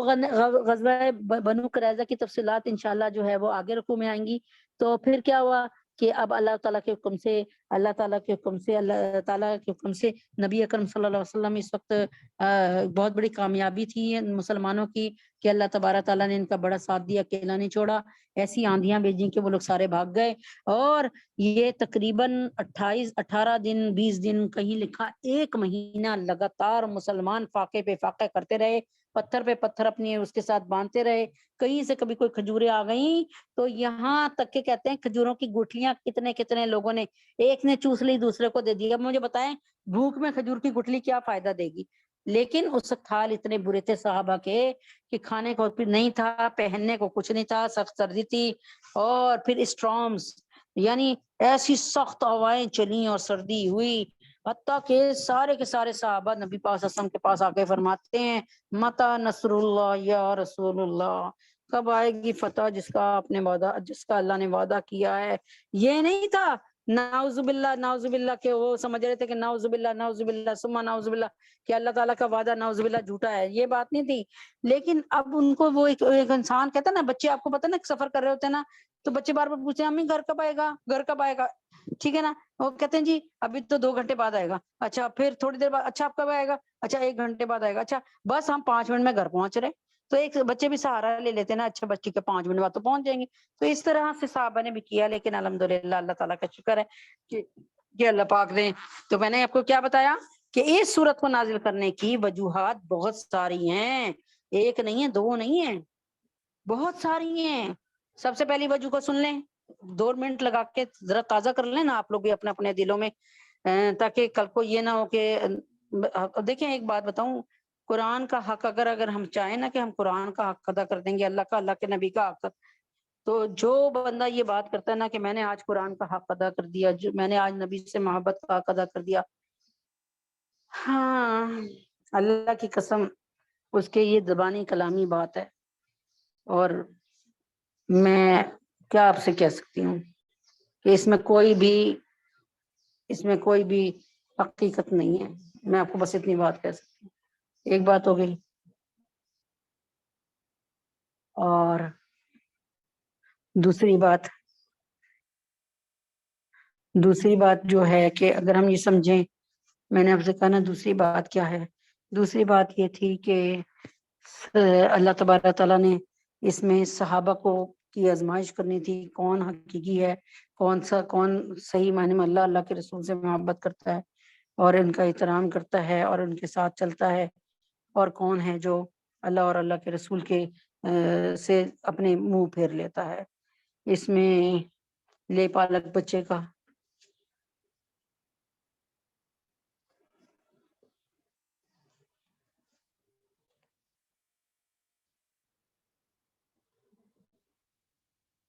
तो इसमें ले पालक बच्चे का भी था कि ले पालक बच्चे की रस्म खत्म करनी थी अल्लाह ताला ने, और यानी मुंह बोला बेटा या मुंह बोली बेटी जो है वो मुंह बोला बेटा और मुंह बोली बेटी, ये किसी सूरत भी ना वो नहीं है, काबिल कबूल नहीं है। यानी आप अगर किसी को वैसे ही बेटा कह देते हैं, यानी बड़े हैं आप कहते हैं जी मेरा बेटा, वो और बड़ी और बात है। लेकिन अगर किसी को ऐसे मुंह बेला बेटा बना लिया कि उसको जायदाद में से भी हिस्सा दे रहे हैं, उसको साथ उसके आप हज करने जा रहे हैं, उम्रा करने जा रहे हैं, बाजारों में फिर रहे हैं, और मतलब क्या आपसे कहूँ, मतलब आप ये समझते हैं तो ये आप अपने हकीकी और सल्बी बेटे के साथ करें, उसके साथ बाजार जाएं, उसके साथ हज करें, उसके साथ उम्रा करें। आपका मुंह बेला बेटा सल्बी बेटा हकीकी बेटा नहीं हो सकता कभी भी। आपकी मुंह बोली बेटी हकीकी बेटी सल्बी बेटी नहीं हो सकती कभी भी। इस रस्म का खात्मा अल्लाह के नबी अकरम सल्लल्लाहु अलैहि वसल्लम की ज़ात मुबारक से अल्लाह ताला ने करवाया, ताकि दुनिया कभी भी इस बात पर कोई उंगली ना उठा सके। अल्लाह तबारक ताला ने सिर्फ और सिर्फ ये नहीं किया कि बस ऐसे ही एक खाना पूरी करके बस हुक्म भेज दिया, ऐसा नहीं किया। मैंने इससे पहले भी बयान किया था कि जब शराब के हुक्म को तोड़ना था ना, जब शराब को मना करना था, अल्लाह ताला ने बड़ी नफ्सियात को, इंसानी नफ्सियात को जहन में रखा, और 3 या 4 दफा के अहकामात के बाद, यानी तीसरी या चौथी दफा के अहकामात के बाद अल्लाह ताला ने शराब को कहा कि फनी कि अब इसको छोड़ दो, खत्म कर दो। तो क्या हुआ, हजरत उमर फारूक रज़ी अल्लाह अन्हु झूम गए और कहा फनिन ताहिना, अब हम बाज आ गए, फनिन ताहिना अब हम बाज आ गए, यानी अब हम कभी शराब नहीं पियेंगे। और इतनी शराब मदीने में, बही के सड़कों पे शराब ही शराब थी। तो बता रही हूँ, कहने का मकसद सिर्फ ये है कि अल्लाह तबारक ताला जानते हैं कि कौन सी रस्म हमारे बद रस्म हमारी रगों में बह रही है। अब देखे ना, एक मिसाल है टीवी देखना, हर घर में टीवी देखा जाता है, हर घर में टीवी देखा जाता है, और कोई भी टीवी को बुरा नहीं समझता। बेपर्दा फिरना, बहुत से घरों में औरत बेपर्दा फिरती है, लेकिन कोई भी, क्योंकि वो इतना ये रिवाज पड़ गया ना कि अब हम इसकी बुराई खत्म हो चुकी है हमारे दिलों में। सिगरेट पीने की बुराई, हुक्का पीने की, शीशा पीने की बुराई, इतनी ज्यादा ये काम करने के बाद इसकी बुराई हमारे दिलों से निकल चुकी, खत्म कर चुकी। अच्छा वो भी तो पिता, हम भी पी लेंगे। मेरी प्यारी बहनों, अल्लाह ताला ने इन बड़ी बड़ी रस्मों का जो है ना तदारुक करने के लिए, इसका खात्मा करने के लिए बड़ी हिकमत अमली से काम लिया। तो बहरहाल अल्लाह ताला हमें इसको समझने की तौफीक दे। कल इंशाअल्लाह ताला इसको और मजीद बयान कर दूंगी, लेकिन आपको पता चल जाएगा। अच्छा, अब इसमें जंग अहज़ाब में अल्लाह ताला ने एक जो ऐलान किया था ना कि आज के बाद मोहम्मद सल्लल्लाहु अलैहि वसल्लम आप कभी भी आप अपनी बचाव नहीं करेंगे, आप बचाव की जंग नहीं लड़ेंगे, आप जाकर हमला करोगे, आप जाकर हमला करेंगे। चुनाचे इसके बाद आपको पता है कि क्या हुआ? 2 साल बाद, सनम तो 2 साल बाद, हाँ तकरीबन 3 साल बाद जो है अल्लाह ताला के नबी ने यानी आप जनाब सत्संग गए थे और मक्का को फतह कर लिया था। तो मेरा अब ये बताने का मकसद ये है कि आपको समझाने का मकसद ये है कि ये बहुत ज़बरदस्त बातें हैं, यानी इसकी शान नज़ूल बहुत ज़बरदस्त है, इसलिए इसका इंतखाब किया है, और इंशाअल्लाह ताला वक्त के साथ साथ आपको सारी बातें मिलती चली जाएंगी। ठीक है, अब इसमें पर्दे का हुक्म भी आने वाला है, और पर्दे का हुक्म ऐसा आने वाला है जिसको कोई भी किसी हुज्जत के साथ ख़त्म नहीं कर सकता। बिस्मिल्लाहिर्रहमानिर्रहीम। रिश्ता जो न कायम हो मोहम्मद से वफा का, रिश्ता जो न कायम हो मोहम्मद से वफा का, फिर जीना भी बर्बाद है मरना भी अकारत। फिर जीना भी बर्बाद है मरना भी अकारत। मैं आप लोग हम लोग इस बात पे चल रहे थे कि अल्लाह ताला के हुक्म से अल्लाह ताला ने हमारे लिए क्या किया। पूरी दुनिया में वाहिद जो मुझे पता है, मेरा इल्म है, پوری دنیا میں جو آرٹیکل اور قانون پاس ہوا ہے وہ پاکستان میں ہوا ہے، جس میں اللہ تعالیٰ کے حکم سے، اللہ تعالیٰ کی مہربانی سے، اللہ تبارک تعالیٰ نے علماء دین کی محنت سے اور صدر بھٹو صاحب کو اللہ تعالیٰ کروٹ کروٹ کروٹ کروٹ جنت الفردوس میں جگہ عطا فرمائے، اور اللہ تعالیٰ حفیظ پیر دادا صاحب کو اور کیا کہتے ہیں مولانا نورانی صاحب کو اور حضرت محمود صاحب کو، یعنی آغا شورش کاشمیری رحم اللہ کو، تو ان سب کو اللہ تبارک تعالیٰ کروٹ کروٹ جو ہے جنت الفردوس میں جگہ دے۔ اس سے پہلے میں آپ کو، اس سے پہلے کہ میں اب یہ بیان کروں، آپ کو یہ بتاؤں کہ آگے کیا ہوا انشاءاللہ تعالیٰ، اس تحریک کو کیسے چلایا گیا، جو کیا کہتے ہیں میڈیکل کالج یعنی نشتر میڈیکل کالج کے طلباء نے جو ایک تحریک، یعنی جو ان کے ساتھ ہوا تھا کہ انہوں نے قادیانیوں کے سامنے، قادیانی جب پمفلیٹ تقسیم کر رہے تھے ٹرین میں آئے اور نشتر میڈیکل کالج کے بچے سیر کے لیے نکلے، اور وہ پشاور جا رہے تھے اور چناب نگر میں جا رہے تھے، اور ربا کے مقام پہ جب رکی تو ربا تو یہ ہے اڈا کس کا، پکا آپ کو پتہ ہے قادیانیوں کا ہے۔ تو پھر ادھر سے جب ہوئی تو پھر قادیانی گنڈے قادیانی پمفلیٹ تقسیم کر رہے تھے، اور اس میں قادیانی گنڈوں نے ان کو بھی پمفلیٹ پکڑائے، لیکن انہوں نے بدلے میں نعرہ رسالت یا محمد صلی اللہ علیہ وسلم، یعنی محمد صلی اللہ علیہ وسلم اور لا الہ الا اللہ محمد رسول اللہ کے نعرے لگائے، اور مرزا ناصر کی ہائے ہائے، مرزا قادیانی ہائے ہائے، اس طرح کے نعرے لگائے۔ اور ایمان کا تقاضا بھی یہی تھا کہ نبی پاک صلی اللہ علیہ وسلم کی بے حرمتی کرنے والوں کو منہ توڑ جواب دیا جائے، اور الحمدللہ اس کا بندوبست بھی ہوا الحمدللہ، لیکن بدلے میں انہوں نے پورا بدلہ نکالا۔ جب وہ واپس آ رہے تھے تو ایک سازش کے تحت جو ہے قادیانی گنڈے آ گئے، اور انہوں نے کیا کیا، ان کو کیا کہتے ہیں، یہ کیا کہتے ہیں جو نشتر میڈیکل کالج کے بچے تھے ان کے ساتھ لڑائیاں کی، ہاکیاں ان کے ہاتھ میں تھی اور ڈنڈے ان کے ہاتھ میں تھے، ناچنے والی لڑکیاں تھیں اور چھری اور چاقو ان کے ساتھ تھے، اور انہوں نے کتنے ہی لوگوں کو، اللہ اکبر کبیرہ، کتنے ہی اسٹوڈنٹ کی زبانیں کاٹ دی تھی۔ تو الحمدللہ رب العالمین 2 مہینے کی محنت سے آغا شورش کاشمیری کی اور مفتی محمود صاحب کی 2 مہینے کی محنت اور علماء دین کی محنت سے اللہ تعالیٰ کے حکم سے ایک وقت ایسا آیا کہ صدر بھٹو صاحب نے اس پروانے پر، جو آج بھی ہمارے لیے باعث فخر ہے کہ پوری دنیا میں اللہ تعالیٰ نے پاکستان کو چنا کہ جس نے آرٹیکل کے ساتھ قانون کی حیثیت سے ان کو جو ہے کافر قرار دیا۔ اب یہ تھوڑا سا سنیں گی آپ کو اور ہو جائے گا۔ آغا شورش کاشمیری ایک دن بھٹو صاحب کے پاس گئے تو بھٹو مرحوم نے کہا، آکسفورڈ یونیورسٹی میں میری لڑکی اور لڑکا دونوں پڑھتے ہیں، آپ بھی اپنی لڑکی اور لڑکے کو بھیج دیجئے، حکومت وظیفہ دے گی۔ آغا شورش کاشمیری نے کہا، میں مشرقی طرز کا آدمی ہوں، مغربی تہذیب میں اولاد کو بھیج کر خراب نہیں کرنا چاہتا۔ تو بھٹو مرحوم نے کہا، شادمان کالونی لاہور میں 2 پلاٹ پڑے ہیں، تم کم ریٹ پر حکومت سے خرید لو اور ایک کو بیچ کر اپنا پلاٹ بنا لو۔ تو شورش کاشمیری نے جواب دیا، چنانچہ جناب سر چھپانے کے لیے جگہ موجود ہے، میں کوٹھی نہیں بنانا چاہتا۔ شورش رحم اللہ نے اپنی گھر واپس آئے اور سارا قصہ اپنی بیٹی کو سنا دیا۔ تو بیٹی نے کہا، ابو بھٹو صاحب پلاٹ دے رہے تھے، لے لیتے، سرکاری زمینیں ہم پیسے جمع کرا دیتے، بات صرف اتنی ہے کہ وہ کوئی اور لے جائے گا، بس ہمیں رعایت ہی مل جاتی، آپ نے ہماری مستقبل کے ساتھ بہت زیادتی کی ہے۔ تو جواب میں شورش رحم اللہ نے فرمایا، دنیا یہی رہ جائے گی، میں بھٹو مرحوم سے ایک ایسا تحفہ لے کر آیا ہوں جو قبر میں مجھے کام آئے گا، بس یہ بات کہنی تھی۔ تحریک ختم نبوت کے اکابرین بھٹو مرحوم اور شورش رحم اللہ کے درمیان کی گفتگو سے بالکل ہی لا علم تھے، کسی کو نہیں پتا تھا۔ کچھ ہی دنوں کے بعد شورش رحم اللہ بیمار ہوئے اور انتقال فرما گئے۔ جنازے میں حضرت مفتی محمود رحم اللہ یعنی مولانا فضل الرحمان کے والد صاحب، مولانا غلام غوث ہزاروی رحمہ اللہ، مصطفیٰ کھار، کوثر نیازی، معراج خالد، حفیظ پیر زادہ اور دیگر حضرات بھی شریک ہوئے۔ ہزاروں کا اجتماع تھا۔ مجمع سارا حیران تھا کہ بھٹو مرحوم اور سورش رحم اللہ کا کافی دوستانہ تھا، پھر بھی جنازے میں شریک نہیں ہوئے بھٹو مرحوم۔ ان کے انتقال کے دوسرے دن ہی بھٹو مرحوم چین چلے گئے۔ 5 روزہ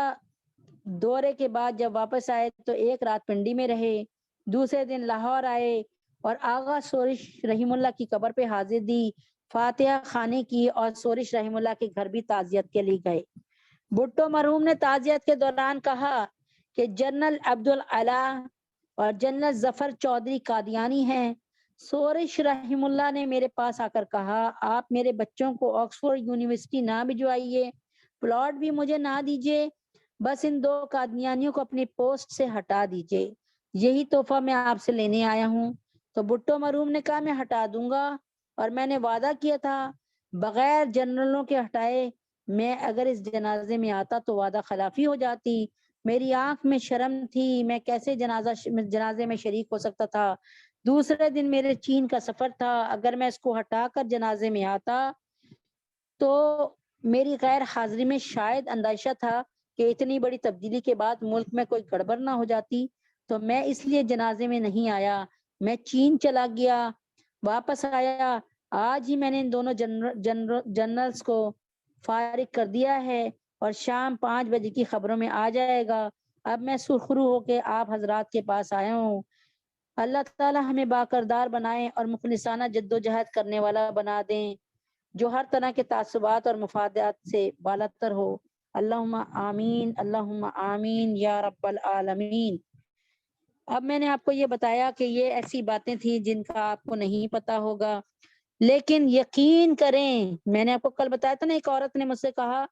کہ جب اتنا سب کچھ حضرت محمد صلی اللہ علیہ وسلم کی شان میں اس مرزا نے کہا تو ہمارے علماء دین کہاں تھے، اور انہوں نے بدتمیزی کے ساتھ کہا۔ مجھے بہت دکھ ہوا اور میں نے اس کو صرف یہ کہا کہ اگر تیرے باپ کو کوئی گالی دے، تیرے باپ کو کوئی برا بھلا کہے تو اس کا بدلہ عالم دین نہ کر لیں گے یا تم خود لوگی؟ تو اس نے کہا میں منہ نوچ ڈالوں گی جس نے میرے باپ کی کوئی برائی کی۔ میں نے کہا پھر بس حضرت محمد صلی اللہ علیہ وسلم ہمارے باپوں سے، ہمارے داداؤں سے، ہمارے ناناؤں سے ہمیں دنیا میں ہر چیز سے زیادہ محبوب ہیں، چنانچہ ان کا بدلہ لینے کے لیے تو آگے کیوں نہیں بڑھتی بھائی؟ بات اس کے سمجھ آ گئی۔ پھر اس کی وجہ سے میں نے 2 سال 3 سال پہلے لگاتار صرف اور صرف علماء حق کا بیان دیا کہ انہوں نے کیا تاکہ وہ بھی سنتی تھی بیان، تاکہ اس کو بھی پتہ چلے کہ علماء حق نے ایسے ہی بیٹھ کر وقت کو ضائع نہیں کیا۔ اب آپ مجھے بتائیں نا کہ اگر آپ کو کوٹھی کی لالچ دی جائے، شادمان کالونی اس وقت بہترین زمین تھی، ٹھیک ہے، آپ یقین کریں کہ میرے اپنے سگے چچا کا گھر بالکل تقریباً فاطمہ میموریل کے تقریباً سامنے تھا۔ اگر ہم فاطمہ میموریل کی چھت پہ کھڑے ہوں تو چچا کی چھت سے یعنی اشارہ کر سکتے تھے ہم ایک دوسرے سے، بیچ میں صرف 2 سڑکیں۔ اب شادمان کالونی کی زمین بڑی اس وقت اچرے کو بھی لگتی تھی، مسلم ٹاؤن کو بھی لگتی تھی، یعنی بڑی اس وقت بڑی اچھی زمین سمجھی جاتی تھی، لیکن آغا سورش کاشمیری نے اس کو پرے دھکیلا اور اس کو پسند نہیں کیا۔ پھر اپنے بچوں کو اعلیٰ تعلیم کے لیے بھی نہیں بھیجنا پسند کیا تو یہ کہ ہماری فوج سے غداروں کو، قادیانی غداروں کو نکال دو کہ کہیں ہماری پوری فوج، کیونکہ آپ کو پتہ ہے غدار شامل ہوں گے تو یہ غدار جب لڑیں گے دشمن کے خلاف تو دشمنوں کے ساتھ دیں گے نا یہ غدار، باقی فوج تو مسلمانوں پر، لیکن فوج کے اندر یہ رہ کر بہت نقصان پہنچا سکتے تھے۔ بتانے کا صرف مقصد یہ ہے پیاری بہنوں، اپنے دنیا میں آنے کا مقصد پہچان لو، اپنے دنیا سے جانے کا مقصد پہچان لو۔ یہ نہ ہو کہ وہ کہنا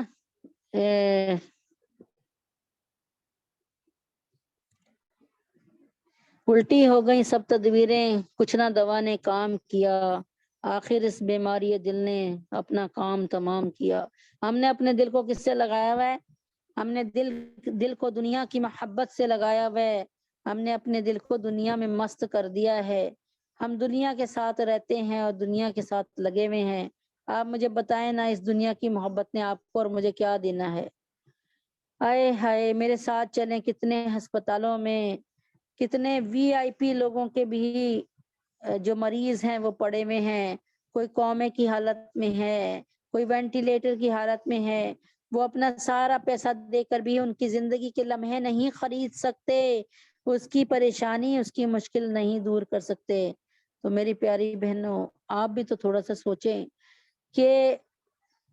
اگلا لمحہ آنے والا ہمیں کیا دے گا، ہمیں نہیں پتا۔ اچھے حالات آئیں گے، مزید اچھے آئیں گے، اللہ کرے ایسا ہی ہو، لیکن کتنے ہی اچھے حالات آ جائیں، موت تو آنی آنی ہے، قبر میں جانا جانا ہی جانا ہے، تو پھر قبر کی تیاری کیوں نہ کر لیں؟ میں بتا تو رہی ہوں، اگر آپ کے میاں صاحب نے آپ کے لیے یا بیٹے صاحب نے آپ کے لیے گھر بنایا اور ابھی جی گیٹ بھی نہیں لگوائے، ابھی پنکھے بھی نہیں لگوائے، ابھی فرش بھی نہیں بنائے، ابھی آپ لائٹیں بھی نہیں لگائیں، تو آپ کیا کہیں گی؟ میں تو ابھی نہیں جا رہی، پہلے کام سارا مکمل کراؤ پھر جاؤں گی۔ تو ابھی تو میں نہیں جا رہی، کہ ابھی تو میں نہیں جا رہی۔ تو خدا را یہ بات سن لیں کہ ہماری جنت کی زمین ہماری چٹیل میدان ہے۔ اگر یہ جنت کی زمین ہماری چٹیل میدان ہے، خدا کے واسطے اس چٹیل میدان کے لیے کوئی گھر بنا لیں۔ اللہ کے نبی اکرم صلی اللہ علیہ وسلم نے کیا فرمایا؟ اگر تم حق پر ہوتے ہوئے اپنا حق چھوڑ دو، اگر تم حق پر ہوتے ہوئے اپنا حق چھوڑ دو، میں محمد صلی اللہ علیہ وآلہ وسلم تمہیں گارنٹی ضمانت دیتا ہوں کہ اللہ تمہیں جنت میں ایسا محل عطا فرمائیں گے جس کے محل کی دیواریں اللہ کے محل کی دیواروں سے جڑی ہوئی ہوں گی۔ تو پیاری بہنوں، جس نے مذاق میں بھی کبھی جھوٹ نہ بولا، جنت کے کناروں پہ اس کا محل ہوگا۔ بنا لو اپنے اپنے محل، اللہ مجھے اور آپ کو محل بنانے کی توفیق دے۔ حضرت محمد صلی اللہ علیہ وسلم کا فرمان ہے کہ جس نے ایک دفعہ اخلاص کے ساتھ سبحان اللہ کہا، اللہ تعالیٰ جنت میں اس کے نام کا ایسا درخت لگائیں گے جس کا سایہ اتنا گھنیرا ہوگا کہ ایک تیز رفتار گھوڑ سوار 500 سال اس کے نیچے بھاگتا رہے، دوڑتا رہے، تو اس کا سایہ ختم نہیں ہوگا، اس کی چھاؤں ختم نہیں ہوگی۔ ارے اللہ کے وعدے اتنے مضبوط ہیں، چھوٹے چھوٹی بات پر اتنے لمبے وعدے ہیں۔ الف لام میم کہنے پر 10 نہیں 30 نیکیاں ملتی ہیں، اور یہی الف لام میم اگر آپ رمضان میں کہہ لیں تو پھر 70 گنا یعنی 210 نیکیاں مل گئیں۔ اور کیا چاہیے میری پیاری بہنوں؟ ذرا ذرا سی بات سے اللہ تعالیٰ کیا فرماتے ہیں؟ اللہ تعالیٰ فرماتے ہیں کہ تو نے اپنی ماں کی عزت کر لی، تو نے اپنی ماں کا دل نہ دکھایا، تو پھر کیا کروں گا؟ تجھے جنت مل جائے گی۔ اور آج ماں کے دل کو اس قدر دکھاتے ہیں، ماں کو کچھ نہیں سمجھتے، باپ کی کوئی عزت نہیں، جبکہ باپ کے لیے اللہ تعالیٰ نے فرمایا کہ جنت کا وسطی دروازہ باپ ہوگا، یعنی باپ کے ساتھ اچھا سلوک کیا تو بھائی یہیں سے انٹری ملے گی، انٹری۔ اگر باپ کے ساتھ برا سلوک کیا تو باپ انٹر ہی نہیں ہونے دے گا، کیا کرو گے؟ خدا کے واسطے ہم اپنا پہچان کہ ہم مسلمان ہیں، اپنی پہچان کے مطابق اپنے آپ کو بنانے کی کوشش کریں۔ میں بھی آپ کو یہ کہہ رہی ہوں، چنانچہ میں اسی جگہ پر دوبارہ آنے والی ہوں کہ آج ہماری ذات پر نشتر میڈیکل کالج کے وہ طلباء جنہوں نے اپنے آپ کو ہر حالت میں ثابت قدم اللہ کے حکم سے رکھا، اور جنہوں نے نبی اکرم صلی اللہ علیہ وسلم کی رسالت پہ ایسے ایمان رکھا جیسا ایمان رکھنے کا حق ہے، جیسا ایمان ماشاءاللہ صحابہ کا تھا،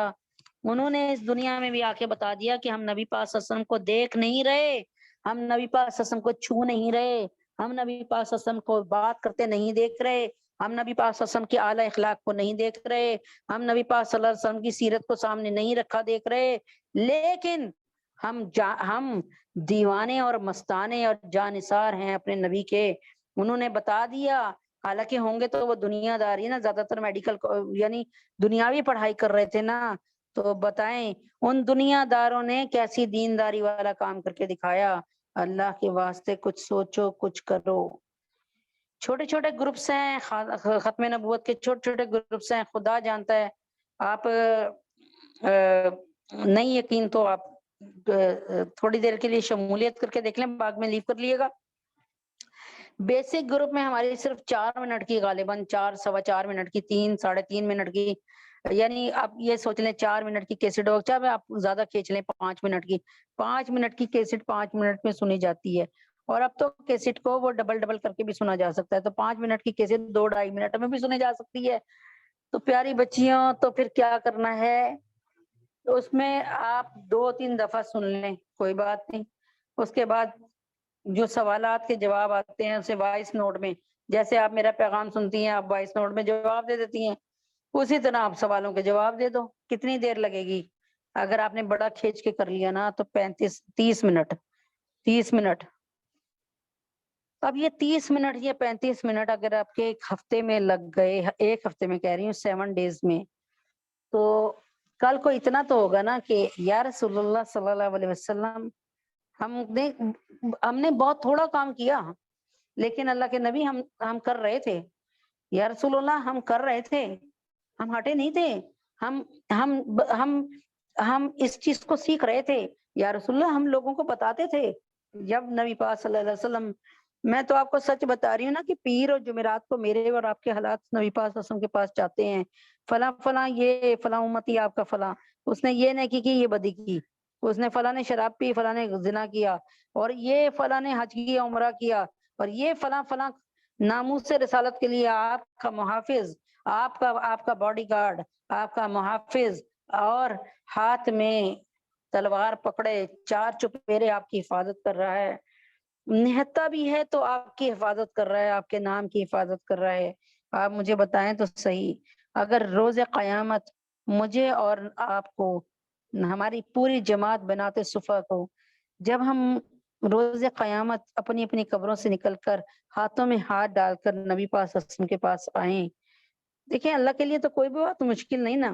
آپ، میں مروں لاہور میں، آپ مرے حیدرآباد میں کہیں، کراچی میں، یا ایک بہن سنتی ہیں سندھ میں، ضلع ماتلی ٹنڈو آدم،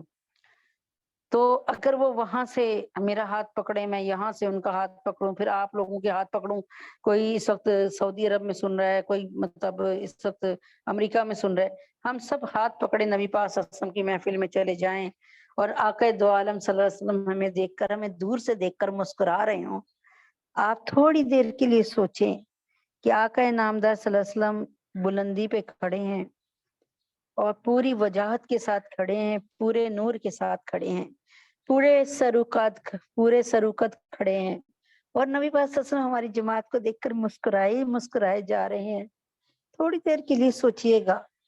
اس وقت تھوڑی دیر کے لیے تصور میں چلی جائیے، اگر ایسا وقت آیا تو آپ سوچیں، آپ کو یہاں پر ابھی بیٹھنا، اوکھے ہونا،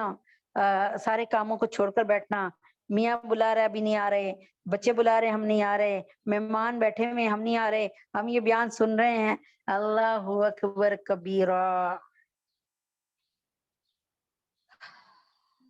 پھر کیا ہوگا؟ ہم اس دن آپ کو لگے گا کہ ہم نے گھاٹے کا سودا کیا؟ خدا کی قسم اس دن آپ کو پتا چلے گا کہ ہم نے تو وہ سودا خریدا جس میں کہیں سے بھی نقصان کا شائبہ بھی نہیں ہے۔ تو پیاری بچیوں، ختم نبوت کے کام کو جانو۔ ختم نبوت، نبی پاک صلی اللہ علیہ وسلم نے جیسے فرمایا تھا نا کہ میرے پاس 30 جھوٹے نبی آئیں گے، ہر نبی اس کہے گا کہ میں سچا نبی ہوں، حالانکہ سب کے سب جھوٹے ہیں۔ تو پیاری بچیوں، ان جھوٹے نبیوں سے دنیا کو متعارف کروانا ہے تاکہ یہ کسی کو بے وقوف نہ بنائے۔ اور ہمارے دور میں اس وقت نبی پاک صلی اللہ علیہ وسلم کے دور میں مسلمہ کذاب تھا، اور ہمارے دور میں مسلمہ پنجاب ہے، قادیانی، مرزا قادیانی، جس نے جتنی نبی اکرم صلی اللہ علیہ وسلم کی، اللہ کی، صحابہ کی، حضرت محمد صلی اللہ علیہ وسلم کی پیاری بیٹی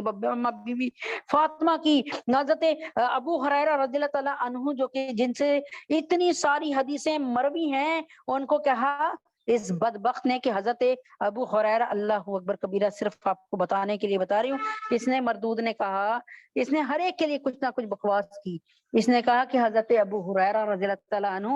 عقل کے غبی تھے۔ غبی کسے کہتے ہیں؟ نعوذ باللہ نعوذ باللہ، جسے ہم کہتے ہیں نا، جیسے ہم کہتے ہیں ذرا سا جھلا ہے، جیسے کوئی مجھے کہتے ذرا سی جھلی ہے، وہ ان کو کچھ سمجھ نہیں آتا، دماغ کی ذرا سا کھسکا ہوا ہے ان کا، تو میں اپنے میں رکھ کے بات کر لوں وہ زیادہ بہتر ہے۔ تو اس نے کسی کو نہیں چھوڑا، اما بی بی فاطمہ رضی اللہ تعالیٰ عنہ کے لیے اس بدبخت نے کہا کہ میں نے حالت کشف میں دیکھا اما بی بی فاطمہ رضی اللہ عنہ نے مجھے اپنی ران پر میرا سر رکھا اور سہلا رہی ہیں۔ یہ ساری کی ساری باتیں اس نے 23 سال جو اس نے انگریزوں کی غلامی میں گزارے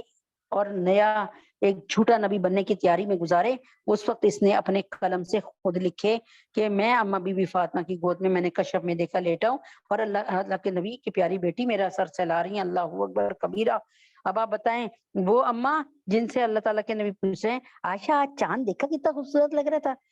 آج تم نے نئے سال کا چاند دیکھا؟ عائشہ فرماتی ہیں رضی اللہ تعالیٰ عنہا، نہیں عائشہ نہیں، بی بی فاطمہ آج تم نے چاند دیکھا؟ بی بی فاطمہ رضی اللہ تعالیٰ عنہ فرماتی ہیں یا رسول اللہ دیکھنے کو تو دل کیا تھا ابا جان، لیکن میں نے سوچا کہ ہزاروں مردوں کی آنکھیں چاند پہ ہوں گی اور میری بھی نظر ادھر جائے گی تو نظر سے نظر ٹکرائے گی، چنانچہ میں نے آج چاند نہیں دیکھا۔ اللہ کے نبی نے فرمایا، سارے صحابہ سے سوال کیا سب سے بہترین عورت کون سی ہے؟ کسی نے کہا کہ جو بہت نیک ہو، کسی نے کہا بہت عزت والی ہو، کسی نے کہا جو خاوند کی بہت فرما بردار ہو۔ حضرت علی رضی اللہ تعالیٰ عنہ چپ تھے اور گھر میں آئے تو بڑے چپ چاپ تھے۔ اما بی بی فاطمہ نے پوچھا بڑے خاموش ہے، کیا بات ہے علی؟ فرمایا کہ آج اللہ کے نبی نے یہ سوال کیا، فرمایا جاؤ جاؤ بتا دو علی کہ سب سے بہترین دنیا کی عورت وہ ہے جس نے کسی غیر محرم کو کبھی نہ دیکھا ہو اور کسی غیر محرم نے اس کو کبھی نہ دیکھا ہو۔ حضرت بی بی فاطمہ رضی اللہ تعالیٰ عنہا کا یہ جواب سن کے علی اور مرتضیٰ مسکراتے ہوئے واپس آئے۔ اللہ کے نبی سے فرمایا کہ بتاؤں آپ کو سب سے بہترین عورت کون سی ہے؟ اللہ کے نبی نے فرمایا فرماؤ، بتاؤ علی بتاؤ۔ اور حالانکہ علی، اللہ کے نبی فرماتے تھے میں علم کا شہر ہوں، علی اس کا دروازہ ہے، لیکن یہاں پر کون بتا رہا ہے؟ حضرت بی بی فاطمہ، کیونکہ یہ حضرت بی بی فاطمہ کا سوال تھا، عورتوں کا سوال تھا۔ اب انہوں نے فرمایا کہ وہ سب سے بہترین عورت ہے جسے کسی غیر مرد نے کبھی نہیں دیکھا اور اس نے بھی کسی غیر مرد کو نہیں دیکھا۔ اللہ کے نبی فرماتے ہیں بالکل سچ کہا۔ علی کس نے تمہیں بتایا؟ فرمایا فاطمہ نے بتایا۔ فرمایا فاطمہ بزت منی، کہ فاطمہ تو میرے جگر کا ٹکڑا ہے۔ اور وہ ان فاطمہ کے لیے جو حضرت علی رضی اللہ عنہا سے کہتی تھی کہ آپ ذرا میرے پیچھے پیچھے چلیں اور جو مٹی میں میرے پیروں کے نشانات بنتے ہیں ان پر اپنے قدم رکھتے ہیں تاکہ کسی کو میرے پیروں کے نشانات بھی نہ نظر آئیں۔ وہ فاطمہ رضی اللہ عنہا جو اتنی حرمت والی عزت والی نبی پاک صلی اللہ علیہ وسلم کی جگر کا ٹکڑا تھی، اس کے لیے اس نے مرزا نے ان کے لیے یہ بکواس کی۔ اب سوچیں ایک کے لیے نہیں، میں بتاؤں گی نا جب آپ کو حضرت مریم علیہ السلام کے لیے کیا کہا، حضرت عیسیٰ علیہ السلام کے لیے انشاءاللہ اب اسی اس پہ آؤں گی انشاءاللہ۔ تو خدا کے واسطے اس طرف توجہ دیجئے اور مرزا قادیانی کے دجل سے اور اس کی جو ذریت زندہ ہے اس کے دجل سے لوگوں کو بچائیے اور غریبوں کی خود مدد کریں، نہ کہ وہ آپ کے غریب بہن بھائیوں کے یا غریب بستیوں کے غریب لوگوں کے ایمان پہ ڈاکہ ڈال کے اسے انہیں قادیانی بنائیں۔ اگر آپ ان کو بہترین لقمہ کھلا دیں گی، ان کے گھروں کا بندوبست کر دیں گی، سارے مل کر ایک یونٹی ایک اکیڈمی بنائیں اور اس کے تحت غریبوں کی مدد خود کریں۔ ہمارا جو پیسہ بینکوں میں پڑا ہے نا وہ ہمیں نجات نہیں دے گا، ہمارا جو پیسہ ہمارے مسلمان بھائیوں کے ایمان کو بچانے کے لیے خرچ ہوگا وہ ہمیں انشاءاللہ العزیز روز قیامت کام دے گا۔ اللہم صلی علی محمد وعلی آل محمد کما صلیت علی ابراہیم وعلی آل ابراہیم انک حمید مجید۔ اللہم بارک علی محمد وعلی آل محمد کما بارکت علی ابراہیم وعلی آل ابراہیم انک حمید مجید۔ ربنا آتنا فی الدنیا حسنۃ وفی الآخرۃ حسنۃ وقنا عذاب النار۔ ربنا ظلمنا انفسنا وان لم تغفر لنا وترحمنا لنکونن من الخاسرین۔ رب اغفر وارحم وانت خیر الراحمین۔ اللہم انت السلام ومنک السلام تبارک یا ذا الجلال والاکرام۔ اللہم اعنی علی ذکرک وشکرک وحسن عبادتک۔ رب اغفر وارحم وانت خیر الراحمین۔ رب اغفر وارحم وانت خیر الراحمین۔ رب اغفر وارحم وانت خیر الراحمین۔ اللہ اکبر کبیرہ والحمد للہ کثیرہ سبحان اللہ بکرۃ واصیلا۔ اے اللہ ہم سب کے گناہوں کو معاف فرما دیجئے، اے اللہ ہم سب کی خطاؤں کو درگزر فرما دیجئے، اے اللہ ہم جو چھوٹی موٹی رولی کھلی محنت کرتے ہیں اس کو قبول فرما لیجئے، اے اللہ ہم سے یہ دین کی خدمت نہیں ہو سکتی، ہمیں دین کی خدمت کرنے کے طریقے سمجھا دیجئے، اے اللہ ہمیں دین کی خدمت کے کرنے کے طریقے سمجھا دیجیے۔ یا اللہ ہم سب کے گناہوں کو معاف فرما دیجیے۔ یا اللہ آنے والا وقت، یا اللہ آنے والا وقت ہمارے لیے بہترین بنا دیجیے۔ یا اللہ آنے والے وقت میں ہم سب پہ رحم فرما دیجیے۔ یا اللہ آنے والے وقت میں ہمارے ایمان میں انتہائی مضبوطی عطا فرما دیجیے۔ ہماری اولادوں کو اور ہماری نسلوں کے اور ہمارے ایمان میں اللہ انتہائی مضبوطی عطا فرما دیجیے۔ یا اللہ ہمیں سچا اور ہماری اولادوں کو اور ہماری نسلوں کو سچا مومن بنا دیجیے۔ یا اللہ کریم ہمارے گناہوں کو معاف فرما دیجیے۔ اللہ عظیم ہم سب پہ رحم فرما دیجیے۔ یا اللہ کریم ہم سب پہ کرم فرما دیجیے۔ آنے والا وقت میں کبھی ایسا وقت نہ آئے کہ اللہ لوگ ہماری صحت اور تندرستی سے مایوس ہو کے ہمارے مرنے کی دعائیں کریں، بلکہ اللہ تبارک تعالیٰ اپنے حبیب کے طفیل میں چلتے پھرتے دین کا کام کرتے کرتے اور اللہ تعالیٰ ان مسلمانوں کی خدمت کرتے کرتے، والدین کی خدمت کرتے کرتے، یا اللہ اپنوں کے کاموں کو سلجھاتے اللہ دین کا کام کرتے کرتے اور جو ہے مرتے بھی دین کا کام کرتے کرتے یا اللہ اس دنیا سے رخصت ہو جائیں۔ یا اللہ ہم سب کے گناہوں کو معاف فرما دیجیے، ہم سب کی خطاؤں کو درگزر فرما دیجیے۔ آقا کریم جتنی محفل ہے سب بیٹھی، ان کے دلوں میں جو خواہشات ہیں ان کو پورا فرما دیجیے۔ یا اللہ تجھے تیرے نبی کا واسطہ، رسول پاک صلی اللہ علیہ وسلم کا واسطہ، ہمارے بچوں کو ہماری نسلوں پر رحم فرما دیجیے، ہمارے بچوں کو ہماری نسلوں کو اللہ محافظ ناموں سے رسالت بنا دیجیے، سچا پکا مومن بنا دیجیے۔ یا اللہ پکا نمازی بنا دیجیے۔ یا اللہ تہجد اشراق اور چاش پڑھنے والا بنا دیجیے۔ اے اللہ تجھے تیرے نبی کا واسطہ، یا اللہ شیطان کو تھپڑ مارنے والے بن جائیں ہماری نسل میں، ہماری نسل سے جو ہے ہماری نسل سے اللہ تبارک تعالیٰ وہ کام لے لیجئے جو اللہ رد قادیانیت کا کام ہے۔ اللہ ہماری نسل سے جو ہے یعنی تمام شیطانی لشکروں کو ختم کرنے کا کام لے لیجئے۔ یا اللہ ہماری نسلوں میں سب کو مومن بنا دیجئے۔ یا اللہ ہماری نسلوں میں سب کو صادق اور امین بنا دیجئے۔ ہمارے حافظ قرآن بچوں کو بعمل حافظ قرآن بنا دیجئے۔ ہمارے یا اللہ اپنے حبیب پاک صلی اللہ علیہ وسلم کے طفیل میں ہمارے جو ہیں ہمارے بچوں کو کبھی ملحد مرتد کافر قادیانی نہ بنائیے گا، ہمارے بچوں کو کبھی پرویزی نہ بنائیے گا، بہائی لاہوری نہ بنائیے گا،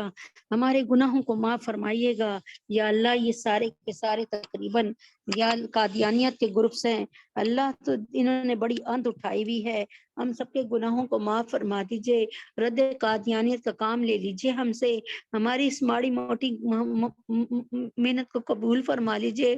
ہمیں دھتکاریے نہیں۔ اللہ ہم 1-1.5 گھنٹے سے بیٹھے ہیں، اللہ ہم 1-1.5 گھنٹے سے بیٹھے ہیں، ہمیں دھتکاریے نہیں۔ اللہ تجھے تیرے نبی کا واسطہ ہے، پورا 1.25 گھنٹہ ہو گیا ہم آپ کے پاس بیٹھے ہیں، ہمیں دھتکاریے نہیں۔ ہماری اللہ آپ نے فرمایا اللہ ہم منگتے ہیں آپ کے، اللہ ہم فقیر ہیں آپ کے در پہ بیٹھے ہیں۔ اللہ آپ نے قرآن میں فرمایا وَأَمَّا السَّائِلَ فَلَا تَنْهَرْ کہ سائل کو جھڑکیاں مت دو، اے اللہ سائل کو دے کر بھیجو۔ اے اللہ آپ نے جو بات کہی وہ آپ اس پر سب سے زیادہ عمل کرتے ہوں گے۔ اے اللہ ہم سائل ہیں، ہم فقیر ہیں، ہمارے بچوں پہ رحم فرما دیجئے۔ یا اللہ ہمارے بچے ہمارا دل بہت دکھاتے ہیں، ہمارے گناہوں کو معاف فرما دیجئے، ہمارے بچوں کو ماں باپ کی اور اللہ اور سب سے پہلے اللہ اور اللہ کے رسول کی اطاعت پہ لے آئیے، پھر ماں باپ کی اطاعت پہ لے آئیے، ہم سب کے گناہوں کو معاف فرما دیجئے، ہم سب کی خطاؤں کو درگزر فرما دیجئے۔ ہماری جو جوان بچیاں نکاح کے قابل بچیاں ہمارے گھروں میں بیٹھی ہیں ان سب کے لیے نیک در اور نیک بر کھول دیجئے، اللہ عطا فرما دیجئے، دین کے دائی رشتے اور قدردان رشتے بھیج دیجئے۔ یا اللہ تمام امت محمدیہ وسلم کی ہر بچی اور ہر بچے کے لیے، جتنی عورتیں یہاں بیٹھی ہیں ان کے تمام بچوں کے لیے، اور اللہ پاک حفصہ فاطمہ کے لیے، یا اللہ سدرہ سبحانہ ام حبیبہ کے لیے، فریال کے لیے، اور اللہ اپنے حبیب کے تحفے سائمہ اور اس کی بہنوں کے لیے، بینش کے لیے، عفیفہ کے لیے، یا اللہ بنات سرور، بنات فخر اور بنات عبد المتین کے لیے، یا اللہ نیک اور اچھے بر عطا فرما دیجئے، یا اللہ نیک در عطا فرمائیے، اچھے بہترین زوج عطا فرمائیے۔ اللہ ہماری بچیوں کا اور بچوں کا انتخاب آپ آگے بڑھ کر خود کر دیجئے یا اللہ، یہ دیکھنے دکھانے کی ظلمتوں سے یا اللہ، ان دیکھنے دکھانے کی کلفتوں سے بچا لیجئے یا اللہ، اپنے حبیب کے طفیل میں جو بے اولاد ہے ان کو نیک نرینہ اولاد عطا فرمائیے یا اللہ، عائشہ کو، سونیا کو اللہ پاک اپنے حبیب کے طفیل میں یا اللہ ان سب کو نیک نرینہ اولاد عطا فرما دیجئے، تمام بے اولادوں کو نیک نرینہ اولاد عطا فرمائیے، رقیہ باجی جان کو بھی نیک نرینہ اولاد عطا فرمائیے یا اللہ، جو بے گھر ہیں، بے در ہیں، ان کو اپنا ٹھکانہ عطا فرما دیجئے یا اللہ، رشتوں کے تعین کے لیے ہماری مدد فرما دیجئے یا اللہ، جو آپ کی نظر میں بہتر ہے وہیں پر آپ ہمیں لے جائیے یا اللہ یا اللہ یا اللہ، جو بے ایمان ہیں ان کو ایمان کی دولت سے نوازیے یا اللہ، جو بے روزگار ہیں ان کو نیک روزگار، کریم روزگار عطا فرمائیے یا اللہ، جو بیمار ہیں اللہ ان کو صحت کاملہ عاجلہ مستمرہ عطا فرمائیے یا اللہ، میرے بھائی ندیم احمد صدیقی کو یا اللہ صحت کاملہ عاجلہ مستمرہ عطا فرمائیے یا اللہ، اپنے حبیب کے طفیل میں ان کی جتنی بھی رپورٹس ہوئی ہیں ان سب کے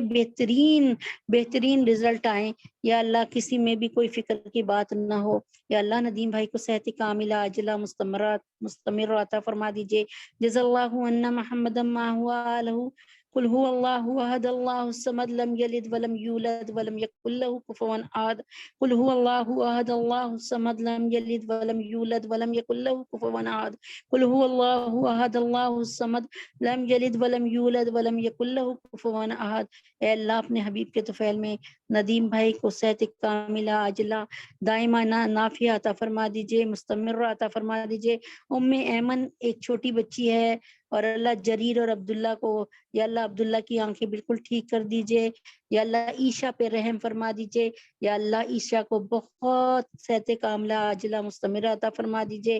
یا اللہ، اپنے حبیب پاک صلی اللہ علیہ وسلم کے طویل میں ہمارے تمام علماء کرام کو صحت کاملہ عاجلہ مستمرہ عطا فرمائیے اور ان کی حفاظت فرمائیے یا اللہ، پاکستان میں کالا باغ ڈیم کا قیام فرما دیجئے، پاکستان کو اسلامی اخلاقی معاشی معاشرتی ترقی عطا فرما دیجئے، پاکستان میں یا اللہ اور تمام دنیا سے بے حیائی اور مہنگائی کو غارت کر دیجئے۔ اے اللہ، تجھے تیرے نبی کا واسطہ، جو بے حیائی کی ریز ہیں اور ویوز ہیں ان کو غارت کر دیجئے، ان کا سلسلہ نکمہ کر کے توڑ دیجئے۔ اے اللہ، ہم سب کے گناہوں کو معاف فرما دیجئے یا اللہ، اپنے حبیب پاک صلی اللہ علیہ وسلم کے طفیل میں طیب اردگان صاحب کو اور قطر کے حکمران کو اور تمام نیک حکمرانوں کو زندگی صحت تندرستی عطا فرمائیے، چار چپیرے اپنی پناہ خاص میں رکھیے، ان سے نیک فیصلے کروائیے، ان کو استقامت سے جمع دیجئے یا اللہ، تجھے تیرے نبی کا واسطہ ہمارے ملک پاکستان کو کوئی نیک حکمران عطا فرما دیجئے یا اللہ، ہماری شکلیں اس قابل نہیں ہیں کہ ہم تجھ سے مانگے، نہ ہمارے اعمال اس قابل ہیں ہم تجھ سے مانگے۔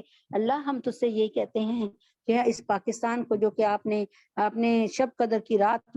شب قدر میں آپ نے اس کو معرض وجود میں لے آئے، اللہ، اپنے حبیب کے طفیل میں اپنے قرآن کی حفاظت کے ساتھ ساتھ اس کی بھی حفاظت کی ذمہ داری پکڑ لیجئے۔ اللہ، ہر قسم کے زلزلوں سے، سیلاب سے، طوفان سے اور بے حیائی کے سیلاب سے پاکستان کو بچا لیجئے، مہنگائی کے سیلاب سے پاکستان کو بچا لیجئے، ہم سب کے گناہوں کو معاف فرمائیے، آنے والا ایک ایک لمحہ ہماری صحت میں، تندرستی میں، ہمارے ایمان میں، قرآن میں، کلمے میں یا اللہ برکت عطا فرمائیے، ہم سب پہ رحم فرمائیے یا اللہ۔ میرے معاونین جتنے بھی ہیں، جس طرح سے میری مدد کر رہے ہیں، 20 کے قریب لوگ ہیں، 19-20 کے قریب، اللہ ان سب کو اپنی ذات سے، اپنی شان کے مطابق جو ہے ان کو اجر عظیم عطا فرما دیجئے، ان کی مشکلوں کو حل فرما دیجئے۔ وصلی اللہ تعالی علی خیر خلقہ محمد وعلی آلہ وصحبہ اجمعین برحمتک یا ارحم الراحمین۔ سبحان ربک رب العزۃ عما یصفون وسلام علی المرسلین والحمد للہ رب العالمین۔ السلام علیکم ورحمۃ اللہ وبرکاتہ۔ التجا ہے کہ باقی لوگوں کو بھی، اپنے ملنے والوں کو بھی لے کر آئیں تاکہ دین کا کام آگے اور مزید آگے چلے۔ السلام علیکم ورحمۃ اللہ وبرکاتہ۔